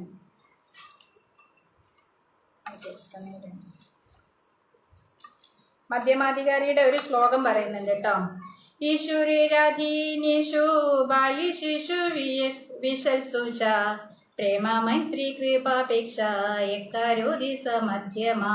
അതായത് പ്രേമമൈത്രി കൊടുക്കും ആരെയൊക്കെ, താഴെയുള്ള ആൾക്കാരോട്. പിന്നെ ഈശ്വര തദീയേശോ, ഇതിൻ്റെ അതില് അർത്ഥം ഞാൻ ഒന്ന് വായിച്ചു തരാം. പരമപുരുഷോത്തമനായ ഭഗവാനെ പ്രേമഭാചനമായി കരുതി ആരാധിക്കുകയും ഭഗവത് ഭക്തന്മാരിൽ മൈത്രിയോടും താഴ്ന്ന ആളുകളിൽ അതായത് അജ്ഞാനികളിൽ കൃപയോടും അസൂയാലിക്കളിൽ നിന്ന് ഉപേക്ഷ ബുദ്ധിയോടുകൂടി പെരുമാറുകയും ചെയ്യുന്ന ഭക്തനാണ് മധ്യമാധികാരി. നമ്മൾ കഴിഞ്ഞതിൽ എന്താ പറഞ്ഞിട്ടുണ്ടായിരുന്നത്, ബാക്കിയുള്ള കാര്യങ്ങള് കുരുട്ട് കുശുമ്പൊക്കെ പറയാം. ഇതിൽ അതൊന്നുമില്ല, കുരുട്ട് കുശുമ്പൊന്നും പറയുന്നില്ല. പക്ഷെ അജ്ഞാനികൾക്ക് കൃപ കൊടുക്കും, ഭക്തന്മാർക്ക് എന്താ കൊടുക്കുന്നത്, പ്രേമം കൊടുക്കുന്നുണ്ട്. പക്ഷെ ഒരു കാര്യം പറയുന്നുണ്ട്, അസൂയാലുക്കളിൽ നിന്ന് ഇദ്ദേഹം എന്ത് ചെയ്യും, വിട്ടു നിൽക്കും. അതാണ് ഈ മധ്യമാധികാരി എന്ന് പറയുന്നത്. മധ്യമാധികാരി എന്താ പറയുന്നത്, എല്ലാരോടും കാര്യങ്ങളൊക്കെ ഉണ്ട്. പക്ഷെ ഇദ്ദേഹവും എന്താണ്, ശാസ്ത്രത്തിൽ നിപുണനാണ്. കനിഷ്ഠാധികാരിയുടെ ഒരു കാര്യം ഉത്തമാധികാരി കൂടി പറഞ്ഞു കഴിഞ്ഞിട്ട് അത് പറയാച്ചിട്ടാണ്. കനിഷ്ഠാധികാരി ഏകദേശം ഒരു പിടിയിട്ടില്ലേ, കനിഷ്ഠാധികാരി മനസ്സിലായില്ലേ, തുടക്കക്കാരാണ്. ഒരു 16 മാല ചെല്ലും, ദീക്ഷയൊക്കെ കിട്ടിയിട്ടുണ്ടായിരിക്കും. എന്നാലും ഇവരെന്തായിട്ടുണ്ടാവില്ല, സ്ട്രോങ് ആയിട്ടുണ്ടാവില്ല. എന്താ പറയാ, ചെടി കുഴിച്ചിട്ടിട്ടുള്ളൂ, വേരുണ്ട് ഇറങ്ങിപ്പോയിട്ടില്ല. മധ്യമാധികാരി പറഞ്ഞാൽ കുറച്ചുണ്ട് ഇറങ്ങിപ്പോയിട്ടുണ്ട്. ഉത്തമാധികാരി പറഞ്ഞാല് ഒന്ന് പിന്നെന്താണ്, സ്ട്രോങ് ആണ്. അദ്ദേഹം ആരെ തൊട്ടുവോ അവിടെ എന്താണ്, കൃഷ്ണപ്രേമം ടെമ്പിള് വരെ വരും. അതാണ് ഉത്തമാധികാരിയുടെ ക്വാളിറ്റി എന്ന് പറയുന്നത്. നമുക്ക് ഉത്തമാധികാരി, ഞാൻ ഉത്തമാധികാരി ഇതിൽ ആരൊക്കെ ആയിട്ടാണ് വരുന്നത്, കനിഷ്ഠനിൽ നിന്നും ആരൊക്കെയാണ് ഉത്തമാധികാരിയായി വരുന്നത് പറയുന്നുണ്ട്. ജസ്റ്റ് ഇതൊന്ന് മനസ്സിലാക്കുക. ഉത്തമാധികാരി എന്ന് പറഞ്ഞിട്ടുണ്ടെങ്കിൽ അദ്ദേഹത്തിന്റെ ശരീരം മുഴുവനും രാധാകൃഷ്ണനാണ്. എവിടെ നോക്കിയാലും കൃഷ്ണപ്രേമമാണ് ഉള്ളത്. അതിലൊരു പറയുന്നത് വിദ്യാവിനയ സമ്പന്നെ ബ്രാഹ്മണേ കവി ഹസ്തിനെ പിന്നെ ശുനി ചൈവ സ്വഭാഗേച്ച പണ്ഡിത സമദർശന. എവിടെ നോക്കിയാലും ഈ ഉത്തമാധികാരി ആരെ മാത്രമേ കാണുള്ളൂ, ഭഗവാനായിട്ട്, ഭഗവാന്റെ ജീവാംശങ്ങളാണ്, അവരെ ഞാൻ റെസ്പെക്ട് ചെയ്യണം എന്നുള്ളൊരു ചിന്തയാണ്. എല്ലാവരോടും കരുണ, എല്ലാവരോടും പ്രേമമുള്ള ആളാണ് ആര് പറയുന്നത്? ഉത്തമാധികാരി എന്ന് പറയുന്നത്. ശാസ്ത്രത്തിൽ അതിനിപുണനാണ്. ശാസ്ത്രം മാത്രമല്ല, അവർക്ക് ജ്ഞാനവും വിജ്ഞാനവും ഉണ്ടായിരിക്കും. കാരണം അവരുടെ ലൈഫ് തന്നെ എന്താണ്? ഭക്തിക്ക് വേണ്ടി പ്രാക്ടീസ് ചെയ്ത് പ്രാക്ടിക്കലായിട്ട് അവർ മനസ്സിലാക്കിയതാണ്. അവര് എന്താണ്? ഭഗവാനല്ലാതെ അവരുടെ ജീവിതത്തില്, അത് രാധാകൃഷ്ണന്മാരല്ലാതെ അവരുടെ ജീവിതത്തില് ആരുമില്ല. അതാണ് ആര് പറയുന്നത്? ഉത്തമാധികാരി. സന്യാസി ലെവലല്ല, സന്യാസിയാണ് എന്ത് പറയുന്നത്? ഉത്തമാധികാരി. മധ്യമാധികാരി ചിലപ്പം സന്യാസി ആയിണ്ടാവില്ല, അല്ലെ? ബ്രഹ്മചാരികളായിരിക്കും. പക്ഷെ അവര് ഇനിയും ഉയരാനുണ്ട്, തലങ്ങളിലേക്ക് ഉയരാനുണ്ട്. അതാണ് മധ്യമാധികാരി. മധ്യമാധികാരി ഇപ്പൊ ഒരു ഇത് പറഞ്ഞത് എന്താണ്? അവര് എന്താണ് പറയാ, അസൂയാലുക്കളെ ഒന്ന് എന്ത് ചെയ്യും? എങ്ങനെ അതിന്ന് ഒഴിവായിക്കും. അവരുടെ ഭക്തിയെ മാത്രം എന്ത് ചെയ്യും? ഒരു വേലി കെട്ടി സംരക്ഷിച്ചു കൊണ്ടുപോകും. പക്ഷെ ആ ഭക്തി അവര് ഇനി ശ്രദ്ധിക്കട്ടെ. ഇനി മൂന്നും കൂടി ഞാൻ പറഞ്ഞുതരാം. കനിഷ്ഠാധികാരി ഒരാള് ഞാൻ പറഞ്ഞു അല്ലെ, ചെടി കുഴിച്ചിട്ടിട്ടുള്ളൂ, വേറെ അങ്ങനെയൊന്നും പോയില്ല. അപ്പോ ഒരുപാട് ഉദാഹരണങ്ങൾ ഇട്ടു, ഞാൻ പെട്ടെന്ന് മനസ്സിലാവണം പറഞ്ഞുതരാം. അപ്പൊ ഈ കനിഷ്ഠാധികാരിക്ക് വീഴ്ച പറ്റാൻ സാധ്യത കൂടുതലാണ്. ഇദ്ദേഹം വേറൊരു എന്താണ് പറയാ, സംഘത്തിലേക്ക് പോയി. സംഘത്തിൽ പോയി കഴിഞ്ഞാൽ അവിടെ എന്തുണ്ടായിരിക്കും? ഇവിടുന്ന് ഗുരു പറഞ്ഞു കൊടുത്തിട്ടുണ്ടാവും. എന്താ പറഞ്ഞു കൊടുത്തിട്ടുള്ളത്? നീ എന്റെ വാക്കുകളും എന്റെ പരമ്പരയിലുള്ള പുസ്തകങ്ങളും വായിക്കണം, പിന്നെന്താണ്, നമ്മളുടെ പ്രഭാഷണങ്ങൾ കേൾക്കണം. എന്തുകൊണ്ടാണ് അങ്ങനെ പറയുന്നത്? നമ്മള് വൈഷ്ണവരുടെ ടീച്ചിങ്സ് നമ്മൾ ഫോളോ ചെയ്യണം. ആ വൈഷ്ണവരുടെ ടീച്ചിങ് എടുത്താൽ ഞാൻ പറഞ്ഞു എന്താണ്? പാമ്പ് കൊത്തിയ പാലിനെ പോലെയാണ് ഇത് നമ്മളത് സേവിക്കുക എന്നുള്ളത്. അപ്പൊ ഈ കനിഷ്ഠാധികാരി വേറൊരു സംഘത്തിൽ പോയി കഴിഞ്ഞാല് അവിടെ എന്ത് ചെയ്യും? അയാൾക്ക് വീഴ്ച പറ്റാന് അയാളൊരു ഞാൻ പറയുന്ന ഒരു കൊള്ളിയായിട്ട് കരുതുക അല്ലെ. അപ്പൊ ഈ സംഘത്തിൽ പോയിട്ടുണ്ടെങ്കിൽ ഈ കൊള്ളി അല്ലെങ്കിൽ എന്താ പറയാ, വടി, ചെറിയ വടി, ആ വടി ഓടിക്കാൻ പെട്ടെന്ന് പറ്റൂലേ. പക്ഷെ ഇയാള് സംഘത്തിൽ തന്നെ നിൽക്കണം. എന്തുകൊണ്ടാ പറയുന്നത്? സംഘത്തിന് ഓടിക്കാൻ പറ്റുമോ? ഇല്ല. അതായത് ഒരു കൂട്ടാണ്, ഇയാൾക്ക് എന്ത് വേണമെങ്കിലും ഷെയർ ചെയ്യാം. അപ്പൊ ഈ സംഘത്തിന് എന്ത് ചെയ്യാൻ പറ്റില്ല? അറ്റാക്ക് ചെയ്യാൻ പറ്റില്ല. അതാണ് നമ്മൾ സംഘത്തിൽ തന്നെ നിൽക്കണം എന്ന് പറയുന്നത്. പിന്നെ വിഷം കലരാതെ പാല് നമുക്ക് ഇവിടുന്ന് അമൃതമായിട്ട് ആര് തരുന്നുണ്ട്? ശില പ്രഭുപാദര് നമ്മളുടെ ഗുരു വഴി നമുക്ക് കിട്ടുന്നുണ്ട്. അപ്പൊ ആ ഒരു കാര്യം. അപ്പൊ കനിഷ്ഠാധികാരിക്ക് വീഴ്ച പറ്റാൻ സാധ്യത കൂടുതൽ. മധ്യമാധികാരിയുടെ സ്റ്റേജ് എടുക്കുകയാണെന്നുണ്ടെങ്കിൽ ഇയാള് ശാസ്ത്രത്തിൽ അതിനിപുണനാണ്. കൃഷ്ണന്റെ എന്ത് കാര്യം ആരെങ്കിലും പറഞ്ഞ് നിഷേധിക്കുന്നുണ്ടോ അവിടെ അദ്ദേഹം തർക്കിച്ച് വിജയിക്കാൻ പ്രാപ്തനാണ്. മനസ്സിലായോ? അയാൾ അത്ര പെട്ടെന്ന് എന്ത് ചെയ്യാൻ പറ്റില്ല? ഒടിക്കാൻ കഴിയില്ല, വീഴ്ത്താൻ കഴിയില്ല. വേര് ഇറങ്ങിയിട്ടുണ്ട്. എന്തിലാ വേര് ഇറങ്ങിയിട്ടുള്ളത്? ശാസ്ത്രത്തിൽ ഇറങ്ങിയിട്ടുണ്ട്. നമ്മളുടെ ഗുരുപരമ്പരയുടെ ശാസ്ത്രത്തിൽ വേരിറങ്ങിയിട്ടുണ്ട്. പിന്നെ അതാണ് മധ്യമാധികാരിയുടെ ക്വാളിറ്റി. എന്നാൽ ഈ നിയോഫൈറ്റ് അല്ലെങ്കിൽ കനിഷ്ഠാധികാരിയുടെ എന്തുകൊണ്ടാണ് ഇങ്ങനെ ഒടിക്കാൻ പറ്റുന്നത് അല്ലെങ്കിൽ ഒലഞ്ഞു നിൽക്കുന്നത്? അവർക്ക് ഇതിൽ വന്നിട്ട് അധികം ആയിട്ടില്ല അല്ലെ. നാമത്തിന്റെ ആ ഒരു 16 മാല ചൊല്ലിയിട്ട് ആദ്യമൊക്കെ ചൊല്ലുമ്പോൾ അപരാധം ഉണ്ടാവും. എല്ലാവർക്കും അപരാധം ഉണ്ടായിരിക്കും. പക്ഷെ എന്തുണ്ടാവും? ഈ സംഘത്തിന്റെ ഒരു ഇതുണ്ടാവല്ലോ, ഒരു രസം, അല്ലെങ്കിൽ രസമല്ല, എന്താ പറയാ, അതിന്റെ ഒരു ജീവൻ, അത് ഇദ്ദേഹത്തിന് കുറവായിരിക്കും. ഇദ്ദേഹത്തിനോട് ബാക്കിയുള്ളവർ പറഞ്ഞാലും എന്ത് ചെയ്യാൻ പറ്റും? അതില് വീഴ്ച സംഭവിക്കാൻ പറ്റും. അതിന് ഞാൻ ഒരു ഉദാഹരണം പറഞ്ഞു. ഈ ഫാൻ അല്ലെ, ഫാനിന്റെ കർമ്മം എന്താണ് അല്ലെങ്കിൽ ധർമ്മം എന്താണ്? തിരിയ അല്ലെ. അത് അതായത് അതിന്റെ ഒരു നോട്ട് ഒന്നിലേക്ക് ഇട്ടിട്ട് ആ ഫാന് അങ്ങനെ തിരിഞ്ഞു. സ്വിച്ച് ഓഫാക്കിയപ്പോ പെട്ടെന്ന് നിന്നു അല്ലെ ഫാന്. അതാണ് കനിഷ്ഠാധികാരി. അതായത് ആ ഒന്നിലേക്ക് എത്തിയിട്ടുള്ളൂ. അതായത് ആ പവർ, അദ്ദേഹത്തിൽ എത്തിയിട്ടുള്ള പവർ അല്ലെങ്കിൽ ഇവിടുന്ന് കിട്ടിയിട്ടുള്ള ജ്ഞാനം 1 വരെ എത്തിയിട്ടുള്ളൂ. അതുകൊണ്ട് വേറെ സംഘത്തിൽ പോയപ്പോ ഈ ഇവിടുത്തെ സ്വിച്ച് അങ്ങോട്ട് നിൽക്കുകയും ചെയ്തു. എന്താണ്? ഇവിടെ നിന്നുള്ള ഈ കൃഷ്ണപ്രേമം, ഇവിടുത്തെ പരമ്പരാശാസ്ത്രമൊക്കെ അങ്ങോട്ട് നിന്നു. അപ്പൊ പെട്ടെന്ന് അത് നിന്നു. അതായത് അതിൻ്റെ ഉള്ളിൽ ഈ കനിഷ്ഠഭക്തന്റെ എന്ത് ചെയ്തു? ഭക്തിയൊക്കെ അങ്ങോട്ട് പെട്ടെന്ന് ഇല്ലാണ്ടേക്കാൻ പറ്റും. ഇനി മധ്യമാധികാരിയാണ് വിചാരിക്കുക, അദ്ദേഹമാണ് പോകണമെന്നുണ്ടെങ്കിൽ ഈ ഫാൻ 5ലേക്ക് ഇട്ടു. എന്താ ഈ 5ലേക്ക് ഇടുക പറഞ്ഞിട്ടുണ്ടെങ്കിൽ അദ്ദേഹത്തിന് അത്രയും സാധനം ഉണ്ട്. മനസ്സിലായോ? സാധനം കൂടുതലുള്ള കാരണം അദ്ദേഹത്തിന്റെ വേര് കുറച്ച് താഴ്ന്നിറങ്ങിയിട്ടുണ്ട്. അപ്പോ അത് ഓഫാക്കി കഴിഞ്ഞാലും ഇനി അദ്ദേഹം സംഘത്തിൽ നിന്ന് വിട്ടു നിന്നിട്ടുണ്ടെങ്കിലും അതങ്ങനെ തിരിഞ്ഞ് ശ്രദ്ധിച്ചോ, തിരിഞ്ഞ് നിൽക്കാൻ കുറച്ച് താമസമെടുക്കും. അതെന്തുകൊണ്ടാണ്? അദ്ദേഹത്തിന് ഈ സംഘം ഇല്ലെങ്കിലും പിടിച്ചു നിൽക്കാനുള്ള കഴിവുണ്ട്. ആർക്ക്? മധ്യമാധികാരിക്ക്. ഉത്തമാധികാരി പിന്നെ പറയണ്ടല്ലോ, സദാ കൃഷ്ണപ്രേമം, രാധാകൃഷ്ണനാമം. അദ്ദേഹം എന്താണ്, ഞാൻ ഇപ്പൊ നേരത്തെ പറഞ്ഞില്ലേ, എല്ലാവരിലും എന്ത് കാണും? കൃഷ്ണനെ മാത്രമേ കാണുള്ളൂ. അപ്പൊ അദ്ദേഹത്തിന് ആരോടും ഒന്നും എതിർക്കാൻ പറ്റില്ല, ആരോടും അസൂയയില്ല, എല്ലാവരോടും എന്ത് ചെയ്യും? പ്രചരണം. ആ പ്രചരണം അത് പറയാട്ടോ. പിന്നെന്താണ് ഇദ്ദേഹത്തിന്റെ പ്രധാന ക്വാളിറ്റി എന്താണ്? ഇദ്ദേഹം തൊട്ടടുത്തെല്ലാം എന്താണ് പൊന്നും ഡയമണ്ടും ഒക്കെയാണ് അല്ലേ. ഇപ്പൊ ഓരോ സ്ഥലങ്ങളിൽ നോക്കിയാൽ അറിയാം. ചിലപ്പോൾ അദ്ദേഹം വന്നിട്ടുണ്ടാവുള്ളൂ, ചിലപ്പോൾ അദ്ദേഹത്തിന്റെ എന്താണ് കടാക്ഷം മാത്രമേ ഉണ്ടായിരിക്കുള്ളൂ. അങ്ങനെയൊക്കെ ഭക്തന്മാരുണ്ടായിട്ടുണ്ട്. ഇപ്പൊ നമ്മളുടെ ഈ ഉപദേശാമൃതത്തില് ഒരു പ്രത്യേക ഒരാളുടെ പേര് പറയുന്നുണ്ട്. അതായത് ശ്രീല പ്രഭുപാദരുടെ അടുത്ത ഭക്തനായിരുന്നു അദ്ദേഹം. കൃഷ്ണനാമമാണ് ആദ്യം ജപിച്ചത്. അപ്പൊ കൃഷ്ണനാമം എന്ന് പറയുന്നത് തുടക്കത്തിൽ എന്താണ് പറഞ്ഞത്? കൃഷ്ണനാമം ചെല്ലുന്നവന്റെ കൃഷ്ണന്റെ ആ ഗോലോക വൃന്ദാവനത്തിലെ രജിസ്റ്ററിൽ പേര് എഴുതി എന്ന് പറഞ്ഞു അല്ലെ. എന്നതുപോലെ ഇദ്ദേഹം ആദ്യം കൃഷ്ണനാമം ചൊല്ലി, പിന്നെ ഹരിനാമ കീർത്തനം. അതായത് ബീറ്റിൽസ് എന്ന് പറയുന്ന ഒരു ബാൻഡ് ഉണ്ടായിരുന്നു അമേരിക്കയിലാണ്. അമേരിക്കയില് ജോർജ് ഹാരിസൺ എന്നാണ് അദ്ദേഹത്തിന്റെ പേര്. ഇതിൽ അദ്ദേഹത്തിന്റെ പേര് എഴുതിയിട്ടില്ല, സംഗീതജ്ഞൻ എന്ന് മാത്രമേ എഴുതിയിട്ടുള്ളൂ. നമുക്ക് പ്രഭുപാദരുടെ ഇപ്പൊ സീനിയർ ഡിവോട്ടീസിന്റെ ക്ലാസ് എന്നൊക്കെ നമുക്ക് മനസ്സിലാക്കാം അദ്ദേഹം ആരാണ്. ജോർജ് ഹാരിസൺ എന്ന് പറയുന്ന വ്യക്തിയായിരുന്നു. ആദ്യം കൃഷ്ണനാമം മാത്രം സ്വീകരിച്ചു. പിന്നെന്താണ് അദ്ദേഹം ഗാനങ്ങൾ ആലപിക്കാൻ തുടങ്ങി. അങ്ങനെ ഗാനങ്ങൾ ആലപിച്ച് അദ്ദേഹത്തിന്റെ ലൈഫ് മുഴുവൻ എന്തിലേക്ക് മാറി? കൃഷ്ണനിലേക്ക്. ആ ഒരു കൃഷ്ണനാമത്തിൽ നിന്നും എന്തിലേക്ക് മാറി? അദ്ദേഹം ഒരു മധ്യമാധികാരി അല്ല, നല്ലൊരു ഭക്തനായി, എല്ലാവരും റെസ്പെക്ട് ചെയ്യുന്ന ഒരു ഭക്തനായി. അതെങ്ങനെയാണ്? പ്രഭുപാദരുടെ, അതായത് ശ്രീല പ്രഭുപാദരുടെ ആ ഒരു അസോസിയേഷൻ കാരണം. മനസ്സിലായി? അപ്പൊ നാമം ചൊല്ലിക്കഴിഞ്ഞാൽ നമ്മൾ നാമം പറഞ്ഞു കൊടുക്കുമ്പോഴും നമ്മൾ അവിടെ എന്ത് ചിന്തിക്കണം? നാളെ ഇദ്ദേഹവും ഒരു ഉയർന്ന ഭക്തനാവണം എന്ന ചിന്തയോട് കൂടിയിട്ട് വേണം നമ്മൾ എന്ത് കൊടുക്കാന്? നാമം കൊടുക്കാന്. പക്ഷെ കനിഷ്ഠാധികാരി അങ്ങനെ ചിന്തിക്കില്ല. അതായത് ഞാൻ കാരണമാണ് ഇവർക്ക് നാമം കിട്ടിയത്. പക്ഷെ അതൊക്കെ എന്താ പറയാ, ഈ ഒരു യാത്രയുടെ ഭാഗമാണ്. അവരും എന്താണ് ഇങ്ങനെയുള്ള പുസ്തകങ്ങൾ വായിക്കും, ലെക്ചറൊക്കെ കേൾക്കും. അപ്പൊ അതിൽ നിന്നൊക്കെ എന്ത് ചെയ്യും? ഇങ്ങനെ തന്നെ പുരോഗമിച്ച് വന്നിട്ട് എന്തായാലും അവസാനം അവരും എന്തായി മാറും? നല്ല ഷൈനിങ് ഡയമണ്ട് ആയി മാറും. അങ്ങനെയുള്ള ഷൈനിങ് ഡയമണ്ടിനെയാണ് ആര് പറയുന്നത്? ഉത്തമാധികാരി എന്ന് പറയുന്നത്. ഓക്കെ, ഏകദേശം ഒരു ക്ലിയർ കിട്ടില്ലേ? കനിഷ്ഠ, മധ്യമ, ഉത്തമാധികാരി. ഇനി ഉത്തമാധികാരിക്ക് എല്ലാ സർവീസും ചെയ്യുന്നതിൽ പ്രധാനമായിട്ട് പ്രീച്ചിങ് എന്നുള്ള കാര്യം ചെയ്യുന്നുണ്ടെങ്കിൽ ഉത്തമാധികാരി എല്ലായിടം നോക്കിയിട്ടുണ്ടെങ്കിലും ആരെയാണ് കാണുന്നത്? കൃഷ്ണനെയാണ് കാണുന്നത്. അപ്പൊ അദ്ദേഹത്തിന് ആ ലെവലിൽ ഇരുന്നിട്ട് പ്രീച്ച് ചെയ്യാൻ പറ്റുമോ, അല്ലെങ്കിൽ പ്രഭാഷണം ചെയ്യാൻ പറ്റുമോ? ഇല്ല. അപ്പൊ അദ്ദേഹം മധ്യമാധികാരി ലെവലിലേക്ക് ഇറങ്ങി വന്നിട്ട്, മധ്യമാധികാരി ലെവലിലേക്ക് ഇറങ്ങി വരുമ്പോൾ എന്ത് ചെയ്യാം? ഓരോ സ്ഥലത്തും വേണ്ടത് വേണ്ട പോലെ കൊടുക്കാനുള്ള കഴിവുണ്ടാവണം അല്ലെ. അപ്പൊ വേണ്ടത് വേണ്ട പോലെ ചിന്ത നമുക്ക് വരണമെന്നുണ്ടെങ്കിൽ നമ്മൾക്ക് എന്ത് വേണം?